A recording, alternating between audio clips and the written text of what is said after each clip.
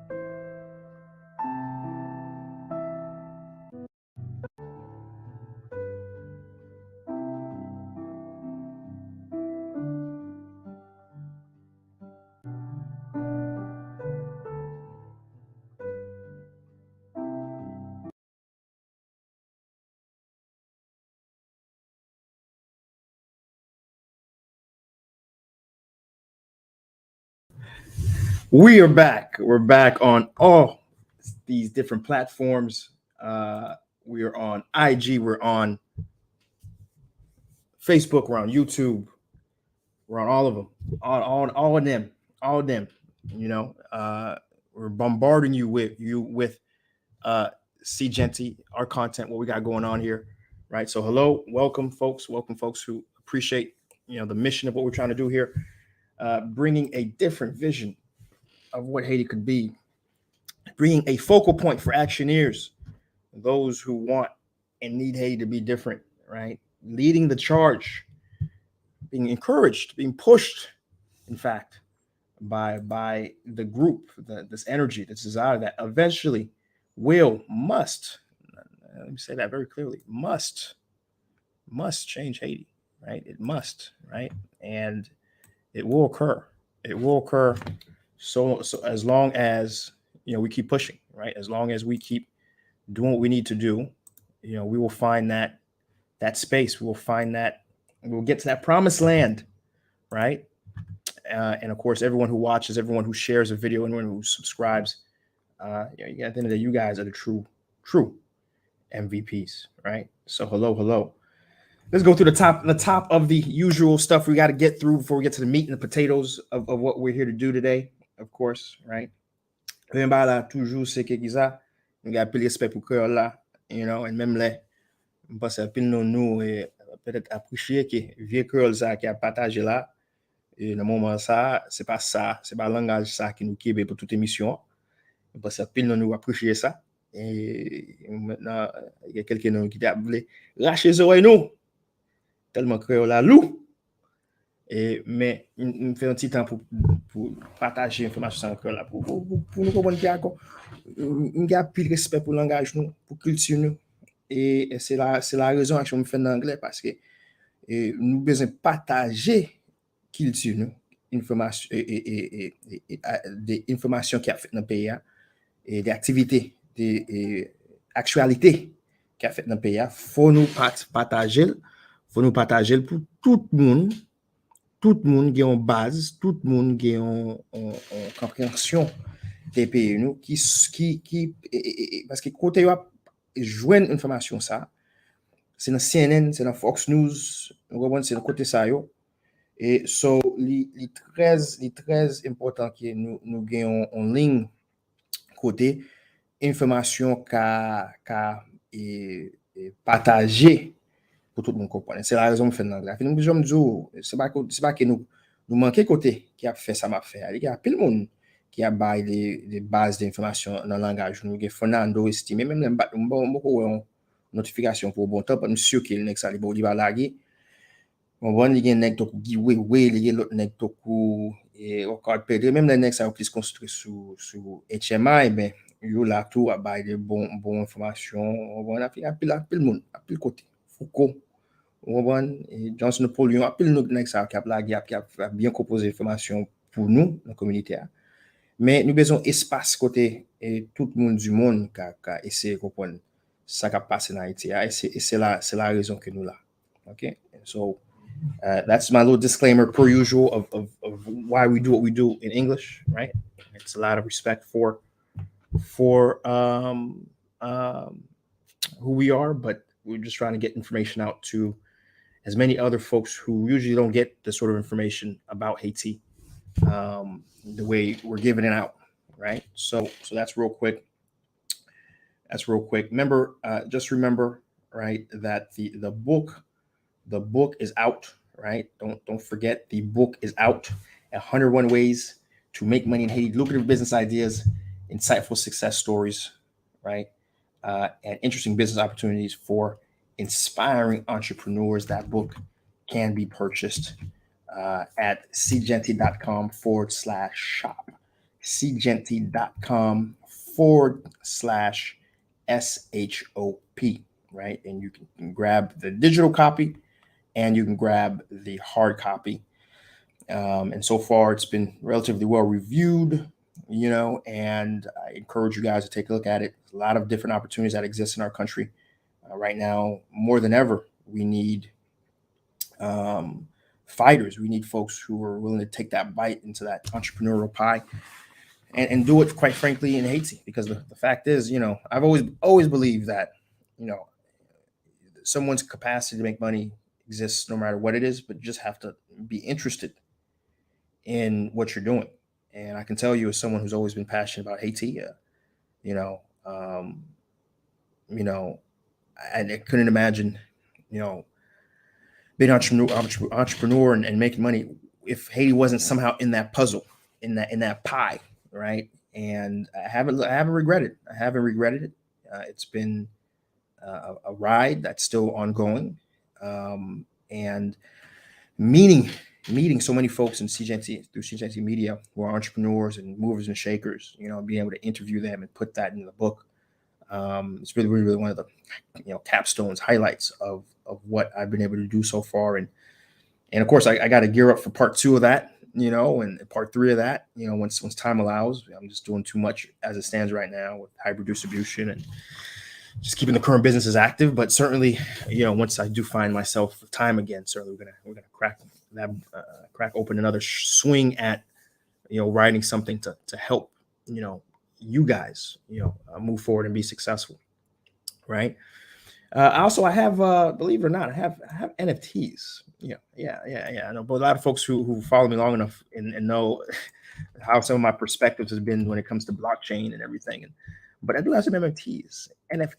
Meaning, whatever episode you guys have watched thus far and appreciated, a lot of them right now are actually for sale as NFTs. You can actually own an episode, right? Um, um, of your favorite show thus far, right? Um,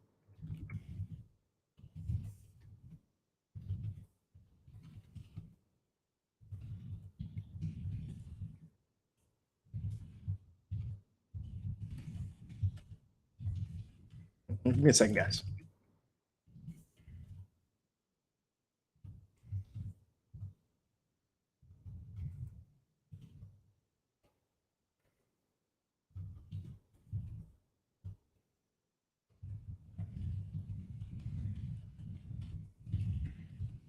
All right, and so NFTs. So right now, there's moments you can even own the back at it again, right? You can own that, right? You can own, the the like the Jackman episodes out, the Jeremy episodes out, right? And you know there's a lot of stuff you can say, "Hey, this is you."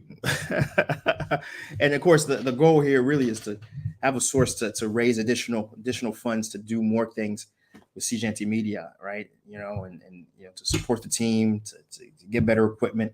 That's the idea, right? And you guys can trade those episodes and do different things to it, right? And you get additional details. Some of them have additional details to it. The little Easter eggs I've included in there in what you own. Literally, when I say own episode, literally, you get an MP4 of that episode in addition to it being on the blockchain, right? That you own it. So, just FYI, just FYI for those who are interested, right? That's a thing. Remember, do join the SeeJeanty Action Group. It's a Facebook group that because this show used to be every day. Yeah, the goals, the folks who've been with me long enough remember I used to be doing this every day, and then time happened and I brought it down to a week, and then more timing restrictions happened, and now we're down to a month, and I'm always on fighting claw that to keep this once a month. Trust me, even this month, I'm like, even today, we're gonna have a hard stop at 11 p.m. EST. That's one reason why we started so early. I know a lot of folks who are used to me starting a little later are going to be offset here, but still, squeeze in these conversations with you guys, my audience, my actioneers, because this is really why I do it. It's these sort of conversations we're having today. So, but to continue that conversation even offline, join the SeeJeanty Action Group. Share videos, share images, share things that inspire you and what gives you a bit of focus and progress when it comes to what's happening in the country, and to really fight the narrative, right? Because again, that's what we were doing here: sharing stories, sharing images, sharing videos of folks experiencing, really what the majority experience. And so that's a space for that, those conversations to continue. So again, do join the SeeJeanty Action Group, and be encouraged, right? For sure, those who really want to be part of a full-time community, where I'm a part of that community. I mean, I'm the SeeJeanty Action Group. I'm sharing stuff too, right? But to really be in a community of folks who are very much engaged, sharing information, doing awesome things, I invite you guys to join the private WhatsApp group, SeeJeanty.com, private-WhatsApp-group. It is a Patreon style service where you provide $20, right? $20, right? A month, right? But what that allows us to do is, listen, a lot of the stuff you've seen and a lot of stuff we have some really cool stuff coming up. I mean, our next episode, once we get the subtitles done, which that's the big thing right now that slows us down. So it slows down our production right now is, subtitles, because a lot of the folks we're having come and be part of these episodes, they speak Creole, which is fine. But knowing that the audience here mostly is of the English persuasion, I make it a point to also make sure we have subtitles, but that's time consuming, right? I have a team that does that at the office, but it takes a while, right? English is the first language, and I have to always review the Creole and the English subtitles, and that takes time, right? But nonetheless, we have some awesome episodes upcoming, and those episodes have been able to continue even without me physically being there because of the contributions of the SeeJeanty private WhatsApp group community, right? And so hats off to those who are part of the community right now who are watching. You guys are truly MVPs, because at the end of the day, anybody can talk. Anybody can hope, anyone can aspire, right? But to put your money where your mouth is a whole different level of commitment to, at the end of the day, our country, right? That's what the whole mission here is. And so hats off, to that. Again, not to take anything away from those who share our videos and like our videos and comment. I appreciate that. That's much needed as well. But, money makes the world go around, right? And so actually contributing on that level is certainly appreciated. And if you want to be a part of it, it's not just about taking your money. It's about giving value back. I'm a big believer of, if I take $1 for someone, I got to give $5 back in terms of value. And if the fact I'm in there, the fact that I provide, my resources to anyone who joins, my contacts, my attorneys, my accountants, like, my whole Rolodex of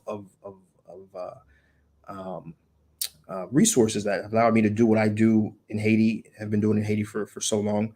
Private WhatsApp group, it's there, right? So I do encourage you, folks who are watching, do join. We're always looking for new folks to be a part of it, right?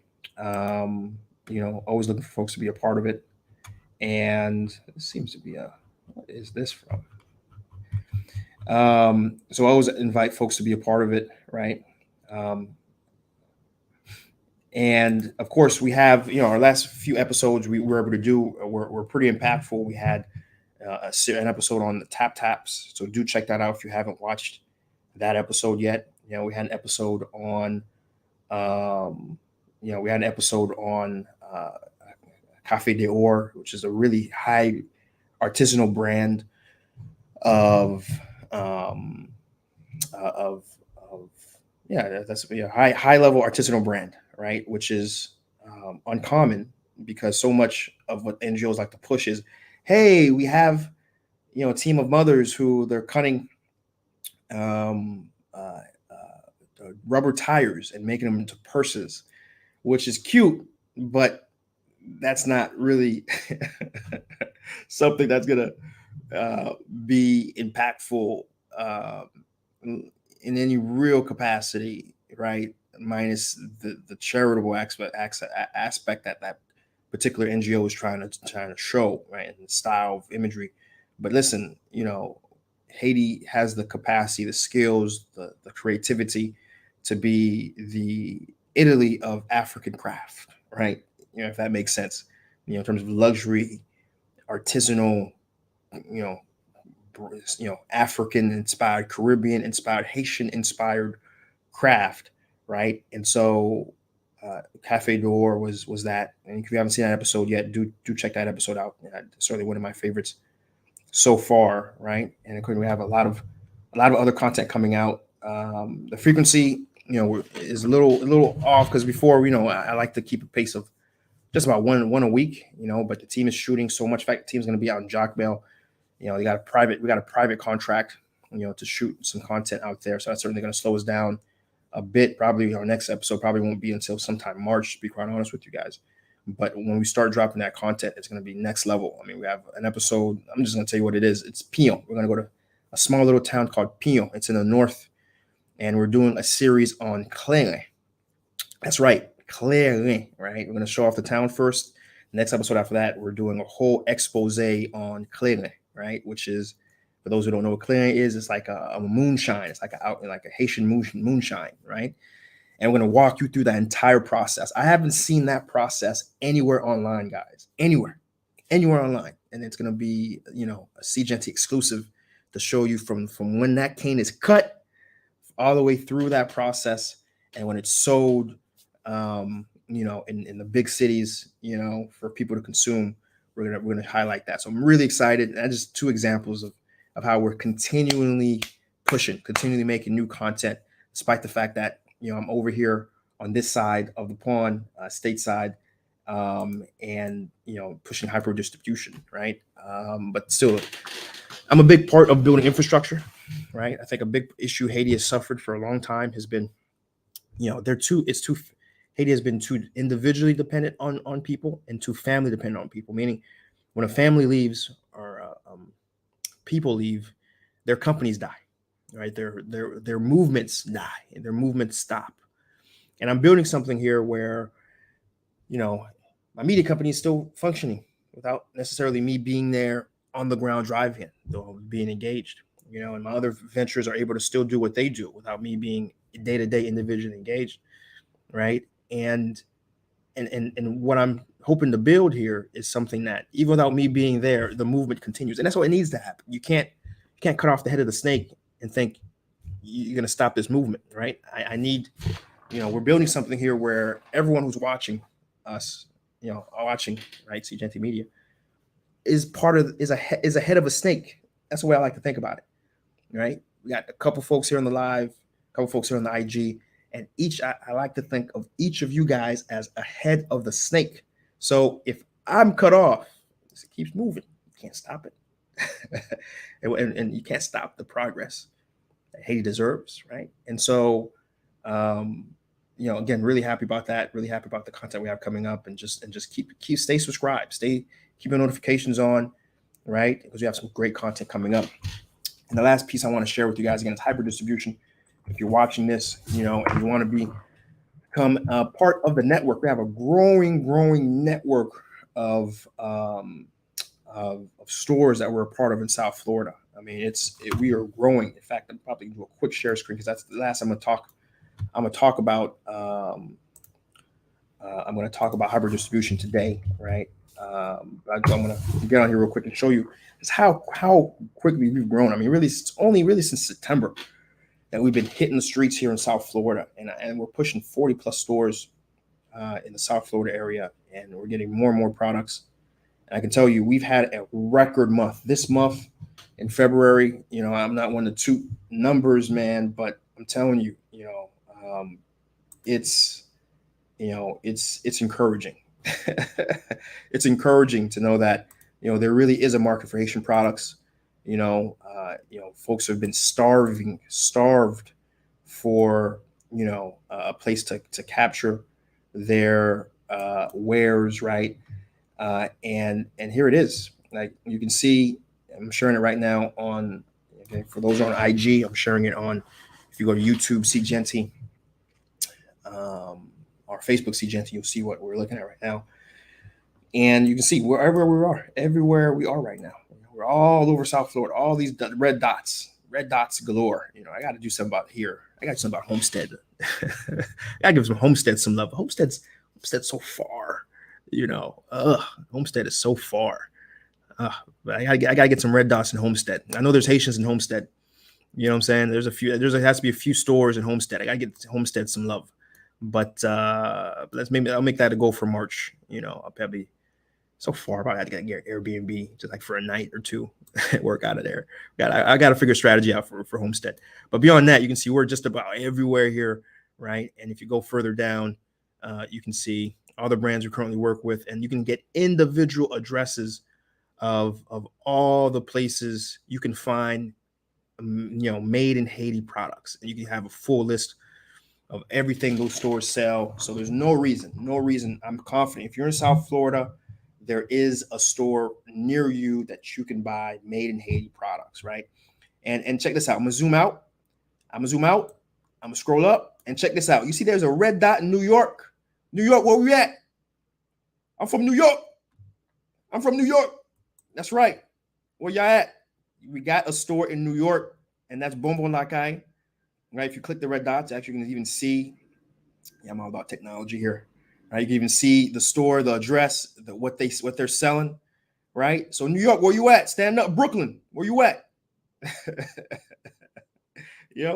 No excuses. Go support. Go buy made in Haiti products. Right? We're bringing Haiti to the world. Being consistent with it. For those who, I saw somebody in the chat, California, for example. Listen, just make an inquiry, right? Go to products, right? You can see the products we're currently selling. We're always adding more and more products each month. In fact, I'm going to be in Haiti very soon here. I'm looking for a couple of new products, right? And you can take a look and you can see all the different products we're currently selling and make a quote. Just reach out to us, say get a wholesale quote, because we're a wholesaler. We're not an individual seller.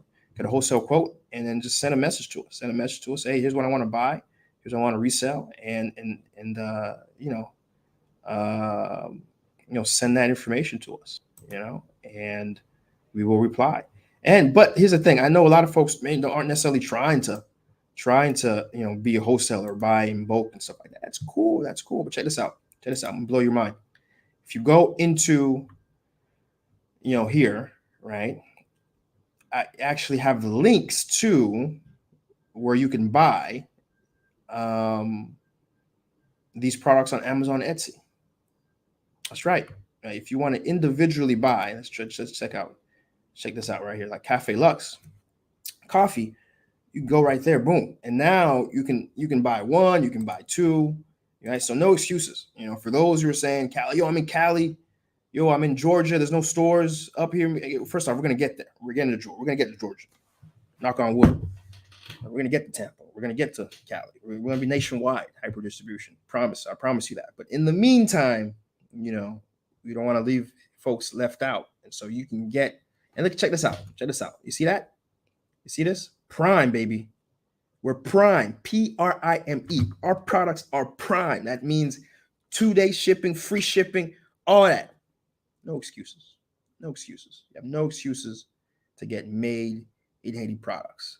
All right. They're available to you. We're making it real easy. Right. And over time, we're going to add more stuff. We're going to Zia Lalo, Boule de Chocolat, like all those things that are staples for us. We're going to be slowly adding. In fact, our newest product is Manu Casa, right? In fact, I just sent out the products to FBA, to Amazon. And so it's going to take probably another week or two before it'll show up here appropriately. But even that, that's coming. You have quality cassave from Haiti on Amazon that you can purchase, right? So that's what we got going on here, guys. That's what we got going on here. So that's hyper distribution. Just wanted to take a quick second and just break that down to you guys real quick. And let's get to the show. But before I do, that's why I say what's up to a few folks. I want to look at the chat real quick. It's a conversation. Please leave a comment or send an email to SeeJeantyShare.com. I always I encourage you guys to send a question. Come on air, and if you're interested, right? And but first off, let me just say what's up to the folks in the chat right now. What's up to Parnell Cassette? What's up? Good for the first time I'm seeing you. Happy to have you. Alain Lebours, same thing. First time seeing you. What's up? Teddy, what's up? Teddy, how you doing, man? How's everything up in New York? I think you're in the process of moving to Florida. Hope you're moved. Hope you're well. Right. Jean-Pierre Lewis, what's up? Yes, sir. Will occur. Happy to have you. That's not saying Jean-Pierre Lewis. I hope you're doing well. I hope your medical mission that you have going on in the south of Haiti is doing well. I know you're probably very busy, with your medical mission, given what's been happening in Haiti, especially in the south with the earthquakes. But Jim Pierre, those feel free, and if you want to drop the link to your to what you're working on, please do. I'll reshare it. I'll pin it on the screen here for folks to learn about what you're doing. Keep it up. Keep pushing. Kari B, what's up? Good morning. Good morning. Good morning. Let's see. Thank you. Finished my setup. Come out and visit. Yeah, for sure. I'm not sure where your setup is. I'm assuming it's in Haiti somewhere, but definitely. The Black Entertainment, what's up? Good morning. Good morning. Right. Happy to have you. Right. We got Jean-Marie, Teddy Jean-Jacques, what's up? Montreal in the house. Montreal in the house. Yeah. Oh, I'm glad you mentioned. So yeah, we do have Canada links too. So if you go back to that website, a good amount of our products have Canada links. And so those in Canada can also buy on Amazon, right? So no excuses. I know the big criticism was I'm leaving my Canadian friends in the cold, even though it's pretty cold up there. It's not me. It's y'all who are living up there in the cold. But no, there's links for a lot of our products have Canada links. They're available, and so go support. Go support. We got Beji Bell. What's up? Good morning. We got Marie Cunningham in the house. Good morning. Good morning. Good morning. Happy to have you. Let's take a look. Let's see what IG is talking about. Let's see what IG is talking about. Let's scroll through IG. What's up, folks? Let's skim through it here. See what we got. What folks are saying. We got a few folks. What's up? We have Haitians in America and West Coast Chamber in the house. What's up, guys? What's up, man? Happy to have you guys. West Coast. Is there a lot of? Those are good, decent. It's funny. I got a decent amount of Haitians on the West Coast. People find that hard to believe. Actually, I learned that when the Haitian Tech Summit can't happen, and there was a whole bunch of Haitians working at Google and some of the LinkedIn and places like that, and I was like, oh wow, it's no surprise there. We Haitians are the cream of the crop. So of course we're working at Google and all these places, but it was good to see so many out there, and so many actually came out. And so that was really cool to learn about, right? So I'm just going through IG real quick, make sure I ain't missing no appreciation. We got Lajan Zos SD in the house. What's up? And we have Nick Christian School. What's up? Happy to have you guys in the chat, right? So let's have a conversation. We'll just have a conversation. Oh, actually, there's something. Email came through real quick. Let's see.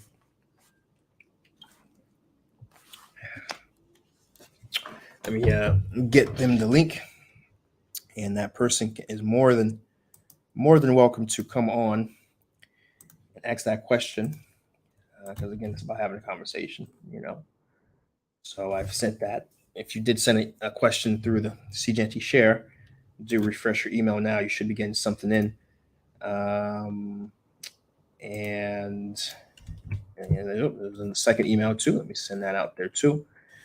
So feel free now. And once I see you pop into the lobby, I will go ahead and invite you in, right? So, but no, you're having that conversation. So first and foremost, let's talk about that first topic. The first topic, of course, is what's going on with February 7th. What's going on February 7th? What's going on with the fact that that was technically a line in the sand for a lot of opposition. I was a line in the sand for a lot of people in the sphere of the quote unquote politics.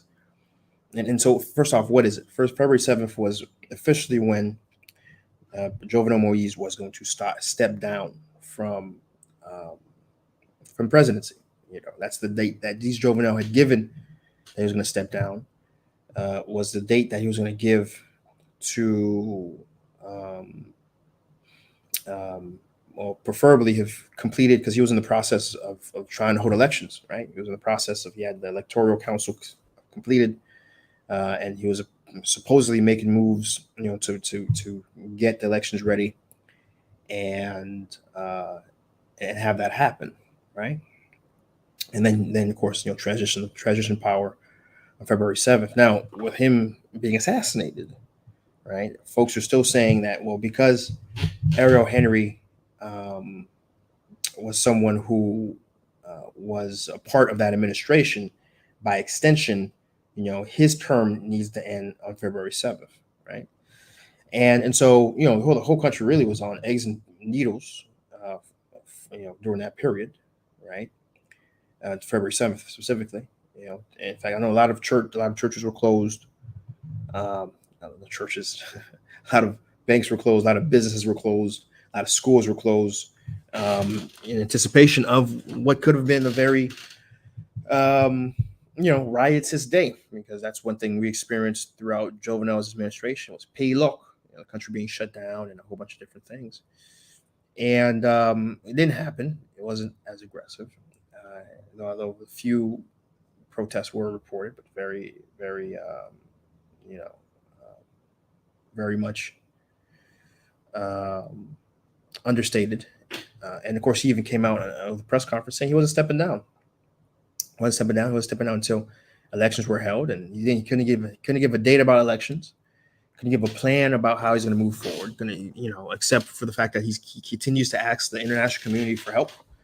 He mentioned the IMF. He mentioned, a few other organizations to, the assistance of the international community. But beyond that, there doesn't seem the guy has a plan in place to move the country forward. And it's so bizarre that you would have someone who is holding on to a presidency, a position like that, without a plan. I mean, dislike Jovenel as much as you want to, right? But the dude had a plan, right? He wanted electricity, roads, right? And it was making real tangible action towards that, right? Love him or hate him, he had a plan, but this guy doesn't seem to have it, right? And so I know a lot of folks are asking me, what's my take and where's the country going now? I mean, listen, if you guys have been watching at all what's been happening, New York Times, most recently, was it a CNN or Washington Post had something, and then I'm pretty sure even the CNN on February 7th, or it could have been even February 8th, had a very long, scathing article on Ariel Henry and his involvement with the assassination. Right? You have a leading suspect, visiting Ariel. Well, first off, calling Ariel Henry within minutes to hours of the assassination happening. Number one, right? And then you have reports of this leading suspect, the suspect that everyone is saying actually is so far the lead mind. I don't call him a mastermind, right? Because that's still a big question mark. But he was a leading mind on the assassination, and certainly by the gopher, for sure. The guy actually that took the ideas of the mastermind and executed it, right? Put the connections in place and moved the money and exchanged it and coordinated things. For sure, Baggio, Badio, Baggio, is recognized to be that. And he met with him after the assassination at his home. This is not allegations. This is on New York Times. It's on CNN, right? It's fact at this point, right? And so you're getting phone calls from a leading suspect. They're meeting at your house, and there's even allegations that are saying that, right? That he aided or was trying to aid Baggio to leave the country, right? In addition to aiding others as well, right? We had arrested, some folks who were arrested in Jamaica and et cetera, and they left well after the assassination happened, right? And so, Ariel Henry is at a situation where he's asking aid for the international community, but yet the walls are closing in. The walls are closing in around him, right? But yet he still wants to hold on to power, right? And it's just the most bizarre thing, right? What's his interest? Is his interest justice for Jovenel? Step aside, Ariel. Is your interest, advancing in a way where, we have, stakeholders on different facets of our society who have come together to try to put a transitional solution. Again, though I'm not a fan of transitionals, and it's yet another transitional, but at the very least, this is, the Montana Accord, right? accord that happened in Hotel Montana, with a very conclusive plan forward was brought together by stakeholders from different facets of the society, and to the point where they have even elected their own transitional president, prime minister. Step aside, Ariel, and let that go. If you're trying to get justice for Joe, and you're trying to get progress for the current stalemate of our country, step aside, Ariel. Step aside. But instead, he's begrudgingly holding on to power. And where is this going? No one. If we could at least know where this is going, if we could at least know that this guy is, he's going to stamp out insecurity. His number one thing. He's going to war with these guys. He's going to war with the gangs. He's here to stamp out insecurity. Okay, all right. Well, cool. I'd have a lot less to say. I'd probably be on his side right now. I'd be like, you guys, he has a point. There's a lot of insecurity right now. Kidnappings are going out of control. I think we're going to probably have another record year of kidnappings in Haiti right now, right? This is unacceptable. But he can't even provide a concrete plan forward on that. What happens next is anyone's guess, right? At some point, the international community, when I say international community, let's be honest, guys. Let's be honest. I'm talking about America. Okay. Come on. Let's be honest. Come on. We're big boys. Let's wear our big boy pants. Okay. We're talking about America. Okay. At some point, there's going to be enough kerfuffle that even Joe Biden, buy me some dinner. Ding dong, right? Joe Biden, the guy who's been on camera saying he could care less about Haiti. Even Joe Biden, who's been on camera and said, listen, Haiti could rise 200 feet in the air or fall in the ocean, right? Joe Biden, who's proven that, barely cares about black people in America, but certainly doesn't care about black people internationally. For sure, doesn't care about international people, internationally. Even Joe Biden is going to have to say something, do something about the situation where you have, very serious accusations of the involvement of a sitting official concerning, another executive, right? Even he's going to have to step in and say, okay, all right, well, damn it, I'm going to have to begrudgingly do something here, right? And so I think at some point, this is where it's going to go. It's going to have to go there. Papa Sam is going to come in. And by the way, let me be on record in saying, I don't like it. Right? I don't like it. I don't want it. Right? We're a sovereign country. Haiti's a sovereign country. Haiti should be able to figure itself out. We should be given the space to figure ourselves out. Right? I don't want troops on the ground. I don't want any involvement of any foreign power. This is a Haitian issue. Haitians within the country should be figuring out. Haitians in the diaspora should be figuring out. And we need to be able to come to a concise decision on what needs to be done, and then we execute behind that. And yes, there's going to be disagreements. It's natural.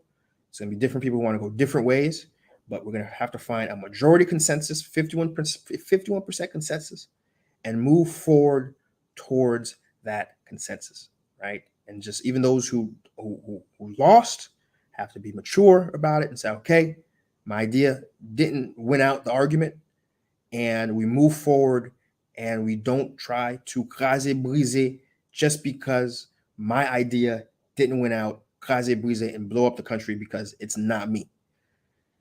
Whew, that's a mouthful. We have not proven we're capable of that up to this point, but that's where we need to go.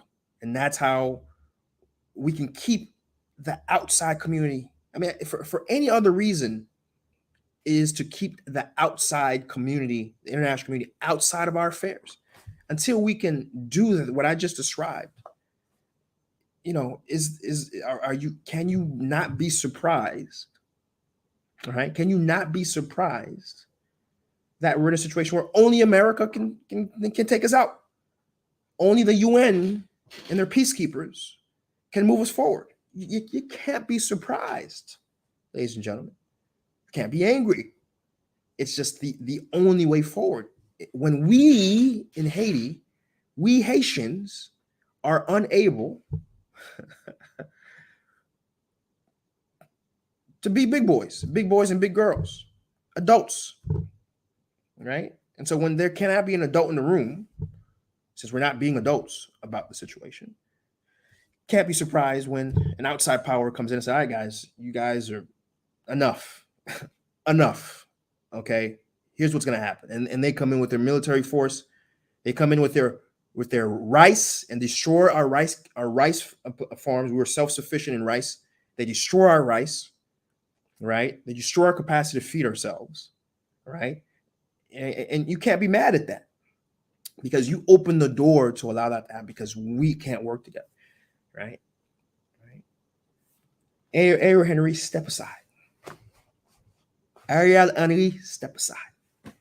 This Montana Accord is a rare case of the diaspora and Haitians in the Haiti, different powers working together. Let's try that out. Let's try it out, right? Step aside, Ariel. Step aside. And without stepping aside, without that, I don't necessarily see any way out for us except, when Papa Sam says enough, enough's enough, and does what he always does, intercedes and does it in the worst possible way that devastates us for another 10 years. All right? They do it in the worst possible way to make us even more dependent, right? Another segment of our economy will be destroyed when they intercede because, well, this time again, we've seemingly worked together to do something, but because of one man refusing to step down appropriately, right? At least have a plan in place to move us forward, right? So that's really as much as I want to say about what's happening with Ariel and February 7th. We're just in uncharted territory. We're going to watch. I think what a lot of people ultimately care about is, Chris, can I go to Haiti right now? Like, can I travel to Haiti? Can I vacation in Haiti right now? And I can tell you, about 2-3 months ago, I'd say no. Just because not only was the insecurity was just next level, brazenly, right? But also the amount of pushback that Joe Moise was receiving. But today, I'd say, because of the reality is the dynamic is, Ariel still the powers that be, the big powers, the big wigs that we all know have very much can influence Haiti's current state of safety. Listen, Ariel's coming from the opposition to begin with, right? So Ariel has a bit of goodwill. Let's say he has a bit of goodwill amongst the powers that can really make Haiti uncomfortable for everyone. Okay, and so because of that, I think this is a window of time where, if you're wherever you are, you can come to Haiti. If you be smart, that's a big thing. Be smart, be prudent, be careful, right? Which always bothered me, by the way. If I tell someone I'm going to Haiti, what's the first thing they say? Oh, I'm going to Haiti. Oh, be careful. They go. If you tell someone you're going to Paris, oh, Paris, oh wow, yeah, I was there 10 years ago. It's beautiful city. Oh, I'm going to Rio de Janeiro. Oh, Rio, oh yeah, I've been to Rio. Rio is a beautiful place. Haiti. Oh. Be careful. Careful. I always hated that. So I hate the fact that I'm on this side right now, being that guy. I'm like, yeah, you can come. Just be careful. Don't be out too late, Go to someplace nice, have a good time, come back home. Don't be too flashy. All the stuff your parents tell you. I'm gonna have to tell you right now, the way Haiti is right now, regrettably.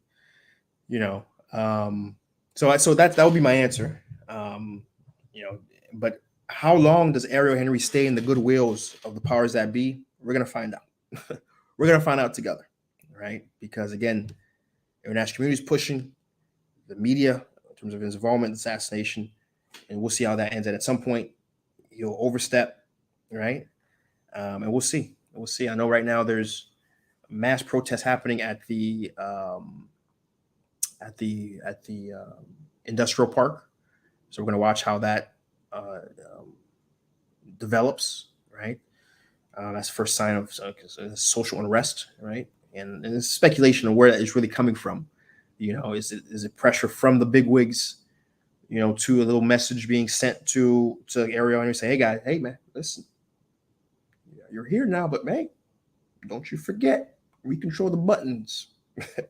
We can get the folks out in the streets. We can make it real uncomfortable for you, Papa. Right? Is that a message? Is it an organic movement that, and it might really be because we've seen massive inflation in Haiti, and thus the real wage of Haiti can't withhold. In fact, right now the dollar has risen against the good again. I mean, right now we're seeing just today. I mean, it was 10 like 2-3 days ago. It was 102 for $1. Now it's 107 for $1, right? And so, we're seeing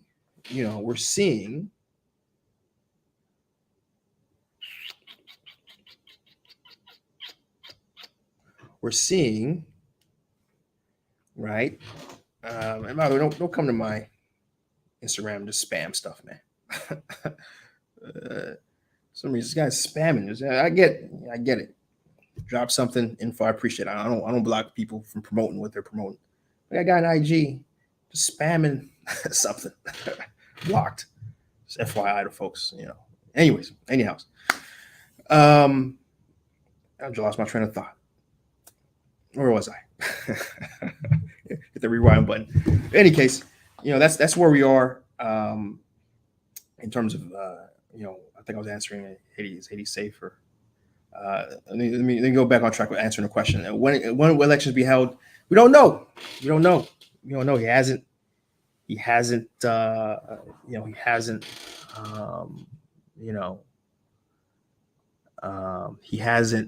mentioned brought up a date, so we don't know. We don't know, right? But in any case, I lost my train of thought. If someone wants to remind me what the last thing I was saying before, feel free. But I think I was moving on more or less. I was moving on. Ariel Henry is, what happens next is anyone's guess. So the next topic, before I then move on, because I have an incredible guest who's more or less ready to hop on, but I just want to wrap up. Inflation in Haiti. Thank you, James Eustace. You're the real MVP, James. I'm gonna put James on the screen. James, you're the real MVP, buddy. Thank you. Inflation in Haiti is going up. It's been going double digits, right? And in fact, even the currency today was 107. Just found out, my contacts, told me that I got to send some money out there to take care of some stuff. 107 right now from 102.5. It went up 5 points, or down 5 points. So, there is a part where they're organically frustrated with the situation, in Haiti. But is it not? But the powers that be are really good at finding the frustration points, because there's a lot of frustration points when it comes to Haiti. Let me tell you, and then really driving that towards the direction they want. So, in any case, that's as much as I want to say about Ariel. And let me just hop in the chat real quick, see what before I move to my next and final subject. Let's see what if any questions in the chat real quick. That let's see, Teddy saying Ariel will keep saying he'll leave after election, knowing full well elections are nowhere near impossible. I agree. B Jebel says, forget America. Haitians need to take their destiny in their own hands, or capitulate and become a territory. I mean, you're not speaking untruths there, B Jebel, right? Yours true PL says America's concubine Haiti is not even a mistress. All caps. I feel you. I feel your frustration. Colson Nicolas, good to have you in the chat. I hope you're feeling better. I know you had an accident recently. I hope you're feeling better. Yours truly, PL. Haiti's an under occupation as disguise as help. You know, I mean, you're not speaking on truths there. Not speaking on truths there. Bijel saying, put greed aside, start putting country first. I agree with you, Bijel. Totally agree with you. LM, it's saying, just have to go back to Ottawa Initiative and see that the UN was just a guise for another U.S. occupation. You know, I mean, you know, that's a perspective that can be argued. You know, it's a perspective that can be argued. You know, let's see what else. There's a specific question. I answered that from G-Man already. All right, and let's look at IG. I think IG, that was a question in there. True Thinking Haiti King says, hey bro, big fan. By the way, I missed your talk about the company you have used the container shipment. If you don't mind, I'm not sure what your question is. But the company's Hyper Distribution, HAIPRO distribution.com. So just go to that website and you'll see everything you know about what we offer, products, and everything else, all the other services we do. And then do have an email. So let's see. Email. The person doesn't want to be on camera. It's fine. It says, can you buy resources from Hypro items in bulk that are unpackaged already? For example, coffee for a private label situation. I mean, I've had some folks ask about that so far, and I haven't necessarily decided I want to go that direction yet, but that's certainly something I'm gonna keep in mind. Because right now my goal is really to build a pipeline from producer in Haiti to grocery stores and buyers in America and at volume, not just buying a few products and selling on Amazon like so many people do.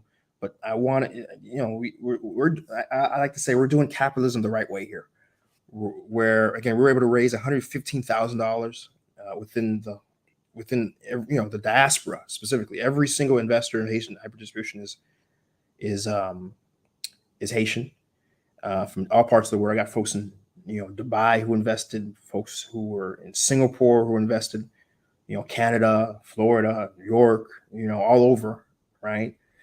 And that's the first part of doing capitalism right. Literally pooling our resources, our financial resources together, number one. And then number two, volume, right? Buying in bulk, turning around, selling in bulk, right? At a higher price. Really doing capital. That's what capitalism is done. Yeah, that's done the right way. We're playing with the big boys, right? And that's what we've been doing. And we're doing a decent job with it, right? And so that's the model. And selling in bulk means selling it to different stores, different places. Certainly if the right company comes in and say, hey, Chris, we need a half container worth of coffee. Yeah, all right. What are we talking about? I'm not gonna leave money on the table. Let's go. Let's make it happen. Let's make it happen, Captain. It's just one guy who just needs a doom or maybe one sack of coffee. I'm not really looking to change the business model for just one order. At least not right now. Certainly later on, we're going to be looking to do it when it makes more sense. We have the facility and the space and the time. But so that's the answer. The answer is right now, for one or two people requesting it doesn't make sense. But certainly, if the right group of a company comes by and says they want a whole container worth, 40-foot container worth of Haitian coffee, I'm like, yeah, I'll make a phone call. I'll make it happen. And the margins are nice. So Al, that's the answer for you. And I know someone else asked a question. He hasn't been online yet, so I'm assuming that person doesn't want to be on yet. So I'll share what they asked. Haitian American lives in the U.S. Our country has so many problems with very little solution. I don't have a platform, but I have a desire to help Haiti, but I'm not sure where to start. Any ideas? Yeah, I mean, just start and watch SeeJeanty. Straight up, I mean, watch SeeJeanty, man. We have so much content out. The Anu Palais series is really good, where we have entrepreneurs and actioneers who we've invited on, and we've had conversations in depth about, that same question. So just go through that playlist.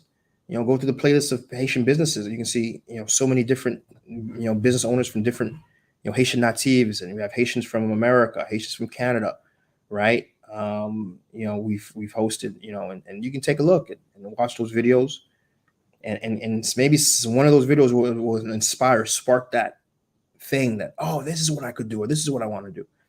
And then finally, the book. That's one reason why I came out with the book, because I have a lot of people who message me almost daily with that sort of sentiment. And so I wrote the book so I could give them a much more concise, a much more in-depth answer, on that. And so I created, listen, you're looking for things to do. I'll give you 101 things to do, and we'll back it up with, real ways to how you can do it, where you get money, where you can get money, where you can get funding, how you can get yourself legally set up, and then provide clear examples of people who are doing an iteration of that idea. And it's all in the book, right? And so again, for those who are interested, it's www.SeeJeanty.com, shop, SeeJeanty.com, shop. I'll put it on screen here real quick. Where is it? Here we go. All right, put it on screen here real quick. www.SeeJeanty.com, shop, for those who are interested. Because I create the book for questions just like that. Again, I get so many questions like that. Chris, listen, I love Haiti. I don't know what to do. I don't know. I want to do something. All right, cool, bet. Here's 101 ways to do something. Make it happen. You got no excuses now. If one of these ideas should correlate and align with what you want to do. Okay, so thanks for those questions. And again, I still welcome anyone who wants to ask a question, even come on screen and ask. Don't be shy, man. Listen, no one's going to bite. No one's going to judge. It's a conversation we're having here, man. And I'd love to put a face to the name. So SeeJeantyShare@gmail.com. All right. So the next thing I want to talk about before we time up, I'm going to be a lot quicker, is, economic. Where are we going? Where is the economy of Haiti going? And there's still a lot of opportunity, and where the opportunity is, and there's still a lot of opportunity. There's still a lot of opportunity in what I've been doing, for example, bringing products out. There's still incredible bandwidth for our products if we can partner with the right folks. I think there's still a lot of opportunity in the big boy sectors, like textiles. There was an article that came out just the other day where the head of Codve, which is the large textile plant that's on the border of the Dominican Republic and Haiti, up in Wanamet, and the group, the owner of that, came on and was talking about the opportunities, and there's a lot of companies you really would love to come to Haiti. A lot of companies would love to come to Haiti, set up shop, hire lots of people. If only Haiti could just be stable. Stability is just a big thing that's preventing big businesses to come here. Haiti's so close that the incentives that have been put in place through the Hope Act, which is this, act that provides, a lot of ease in terms of getting, textile products into Haiti. The fact that we are part of the Caribbean Recovery Act, the Caribbean Basin Recovery Act, which I can personally attest to, that Haitian products. Well, this is what blows my mind, guys. People don't know this. Haitian products, you don't pay tax at customs. I'm gonna say that again. Like, I've brought in tens of thousands of dollars worth of products through containers out of Haiti, okay, that I'm selling, and I've paid pennies on the dollar, specifically because of the Caribbean Basin Act. Specifically because of the Caribbean Basin Act that exists, right? We've paid pennies on the dollar, right? Meaning there's so much products that can come to America and pay nothing and be competitive. If we could be competitive, if we can figure our stuff out at home and get more competitive with our process. Because that's a big thing. My feedback I get from a lot of my producers is, can we be more competitive? Can we charge a price that's at and or below, these other places? But it's hard though, Colombia, because you're fighting against countries that understand to put money behind their agriculture, right? right? Right? They understand that, right? They understand that they have to invest in their entrepreneurs and give them the infrastructure needed. Haiti doesn't have that. You're all on your own. In fact, Haiti does things day to day that hinders entrepreneurs in that space. For example, when you double gas prices, overnight, right? And you already know that Haiti runs on Delco. And so now literally you've doubled the price of producing in the country for everyone without having a concrete plan to help. Like, it's one thing to say, okay, we're gonna cut the Delco out, right? We're gonna raise gas prices. Okay, bet you got to do what you got to do, but there's no plan to say, okay, but we're also going to try to. Right now, we're providing maybe 6 hours a day in electricity. We're going to try to provide 12. We're going to try to provide 18. Love or hate Jovenel. Love or hate Jovenel. Jovenel was very clear in terms of his intentions and what he was trying to do, right? He was trying to get 24-hour electricity, right? And he was making real moves to move towards that. Would he have done it in the 5 years before he left? Probably no, but progress would have been made, right? But again, going out to Ariel, you do something, but yet you don't do something to help offset it in any kind of way, right? So I understand that part of getting the containers out and why it is challenging, why we don't see more of it. But that is another opportunity for folks, to get into and do. But I was saying before, the fact that there's companies that would want to come in, but the stability doesn't make it possible, right? Textiles, I'm not saying, start where you can, right? Start where you can. But I think certainly anything with that mindset of producing in Haiti to go out has tremendous opportunity, right? Despite the challenges, right? But quite frankly, given the turmoil that's been happening over the past couple of years, when I wrote that book of mine, 2 years ago, man, we're going now, maybe 3. Man, time flies.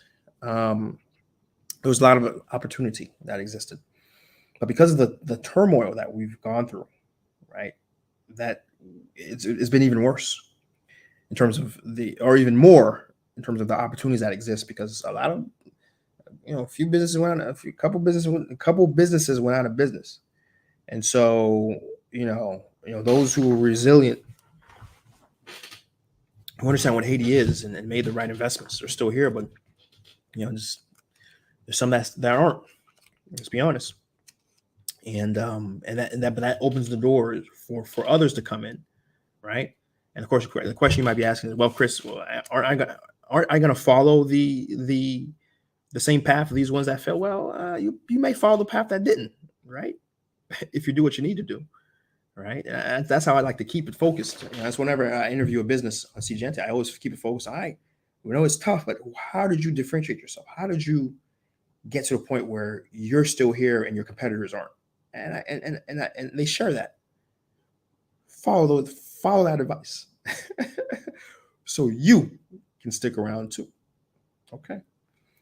But to keep answering the question, the opportunities exist tremendously. The province is another big one. Anything, just don't be in the city of Port-au-Prince. You have 10 to 20 more times of being successful in whatever thing you're trying to open if you do it outside of Port-au-Prince. Number one, it's more stable, right? Number one, the provinces are exponentially more stable than Port-au-Prince, right?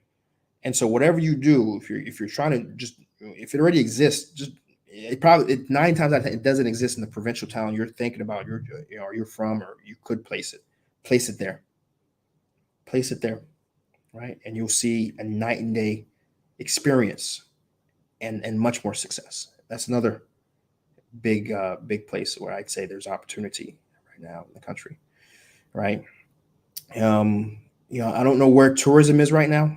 God bless anyone who owns a hotel or anything. I know it's tough right now. It's been tough, but it still remains somewhat tough. So I wouldn't know if that's an area of growth, but certainly, producing. For folks who don't know, I'm Have been involved for a long time with a industrial bakery that has got off its foot, that's been established or being established right now in Jacmel. Also a chicken farm as well, and I can tell you they're seeing. I mean, it's a challenge because at the end of the day, even though you're not in Port-au-Prince, a lot of your stuff that you have to get has to still pass through and or come from Port-au-Prince, and so that's a bit of a challenge. But I can tell you that you know uh, once that speed bump is strategized around, it's lucrative. Whatever thing you're trying to do, if it's in the provinces, it's lucrative. I see business English with MTCs. I'm living in Inch. I've been to Inch. Inch is a beautiful town, lots of opportunity, lots of people, right? And so Inch is another place that I can tell you, could certainly um, hold whatever type of investment possibility, right? So so that's kind of where I want to stop it there. I toss that question back to my audience.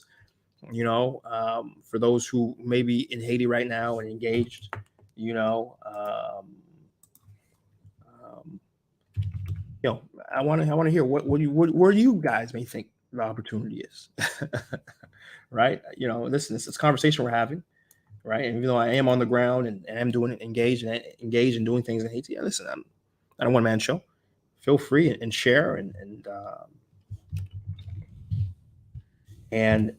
provide that perspective. Neg Mawon, um,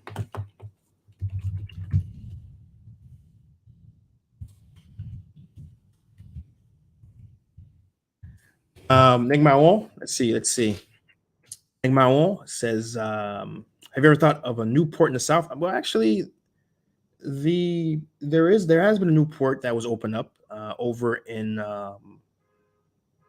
the South. Qu'est-ce ça veut encore? Saint Louis du Sud. St. Louis du Sud opened up a private port actually. That's open. What else? I think there were talks of the Okai port reopening.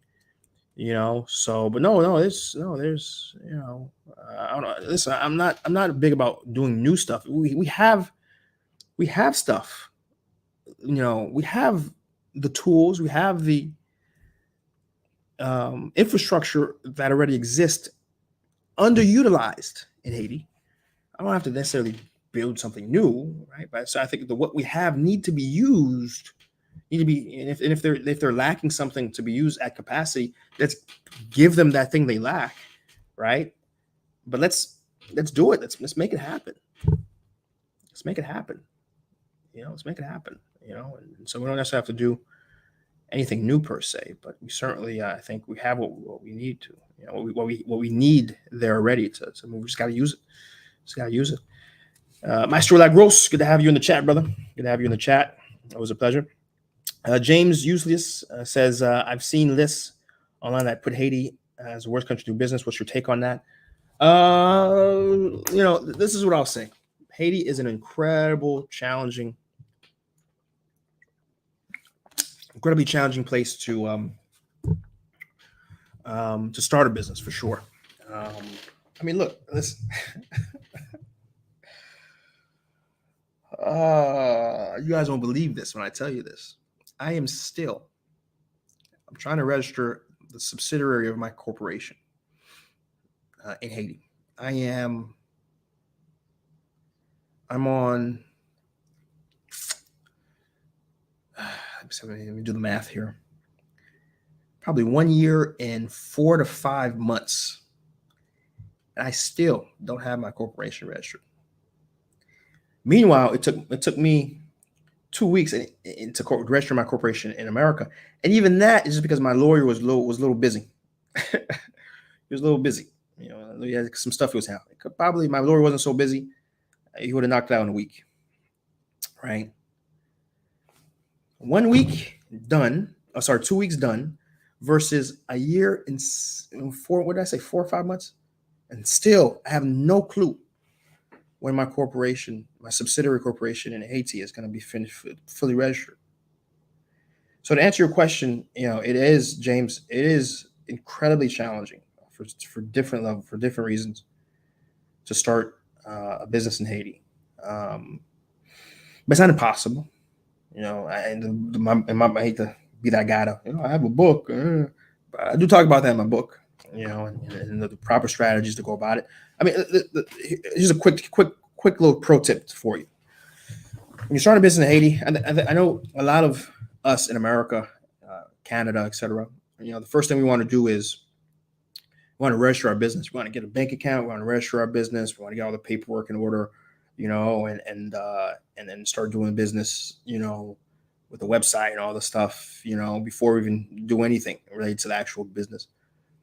The biggest pro tip I give you, James, that lowers the difficulty considerably when it comes to doing business in Haiti is just to start. Just start it. Just start it. You're doing it under your name. I know like folks are like, Chris, what about the legal liability? What if something happens?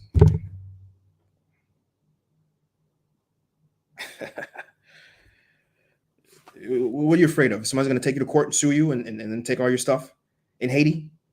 Really? Really? It doesn't really work that way. Haiti is a very informal economy. I'll just put it like, I just say it like that. Haiti is an incredibly informal economy. If there's an issue, you handle it informally. What does that mean? Just, you feel I wronged you? Okay, bet. Let's talk about it. Listen to you out. Okay, bet.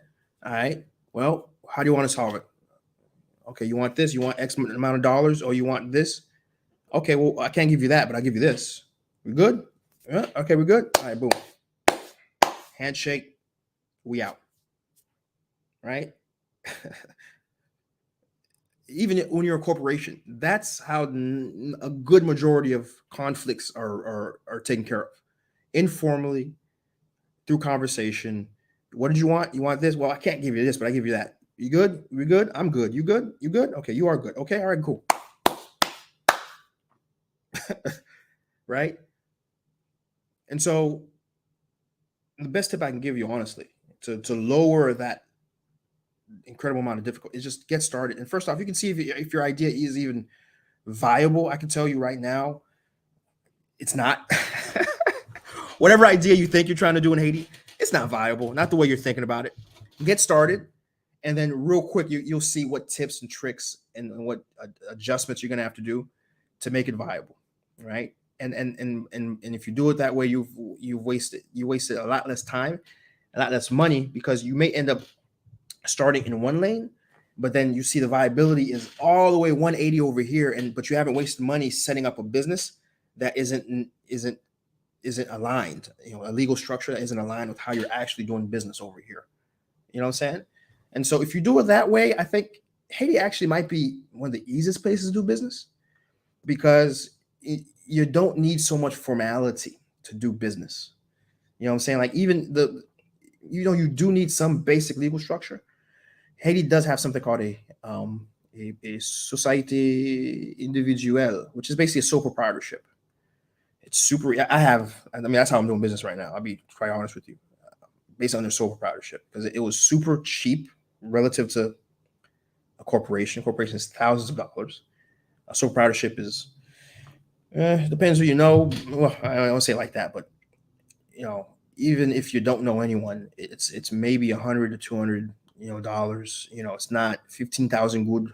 So that's maybe $150, $100 or something like that to register a business. A sole proprietorship.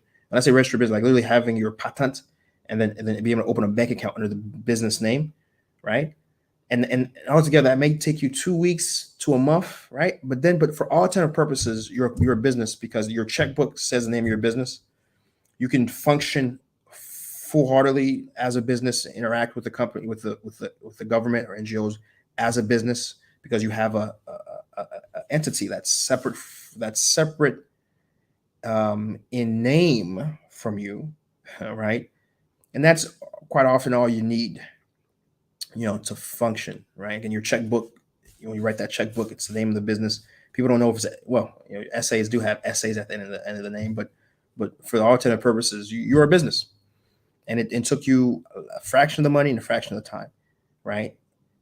And so if you're going to start so once you've figured out that part of your business that you remember, I said just to get started, and once you realize, okay, after about a couple months, okay, this is how I want to do it, then you get your sole proprietorship, right? The Société Individuelle, get it lined up, do it, because now it's worth the money. Now it's worth the effort to go through the hassle. And even that's a hassle. I'll be honest with you.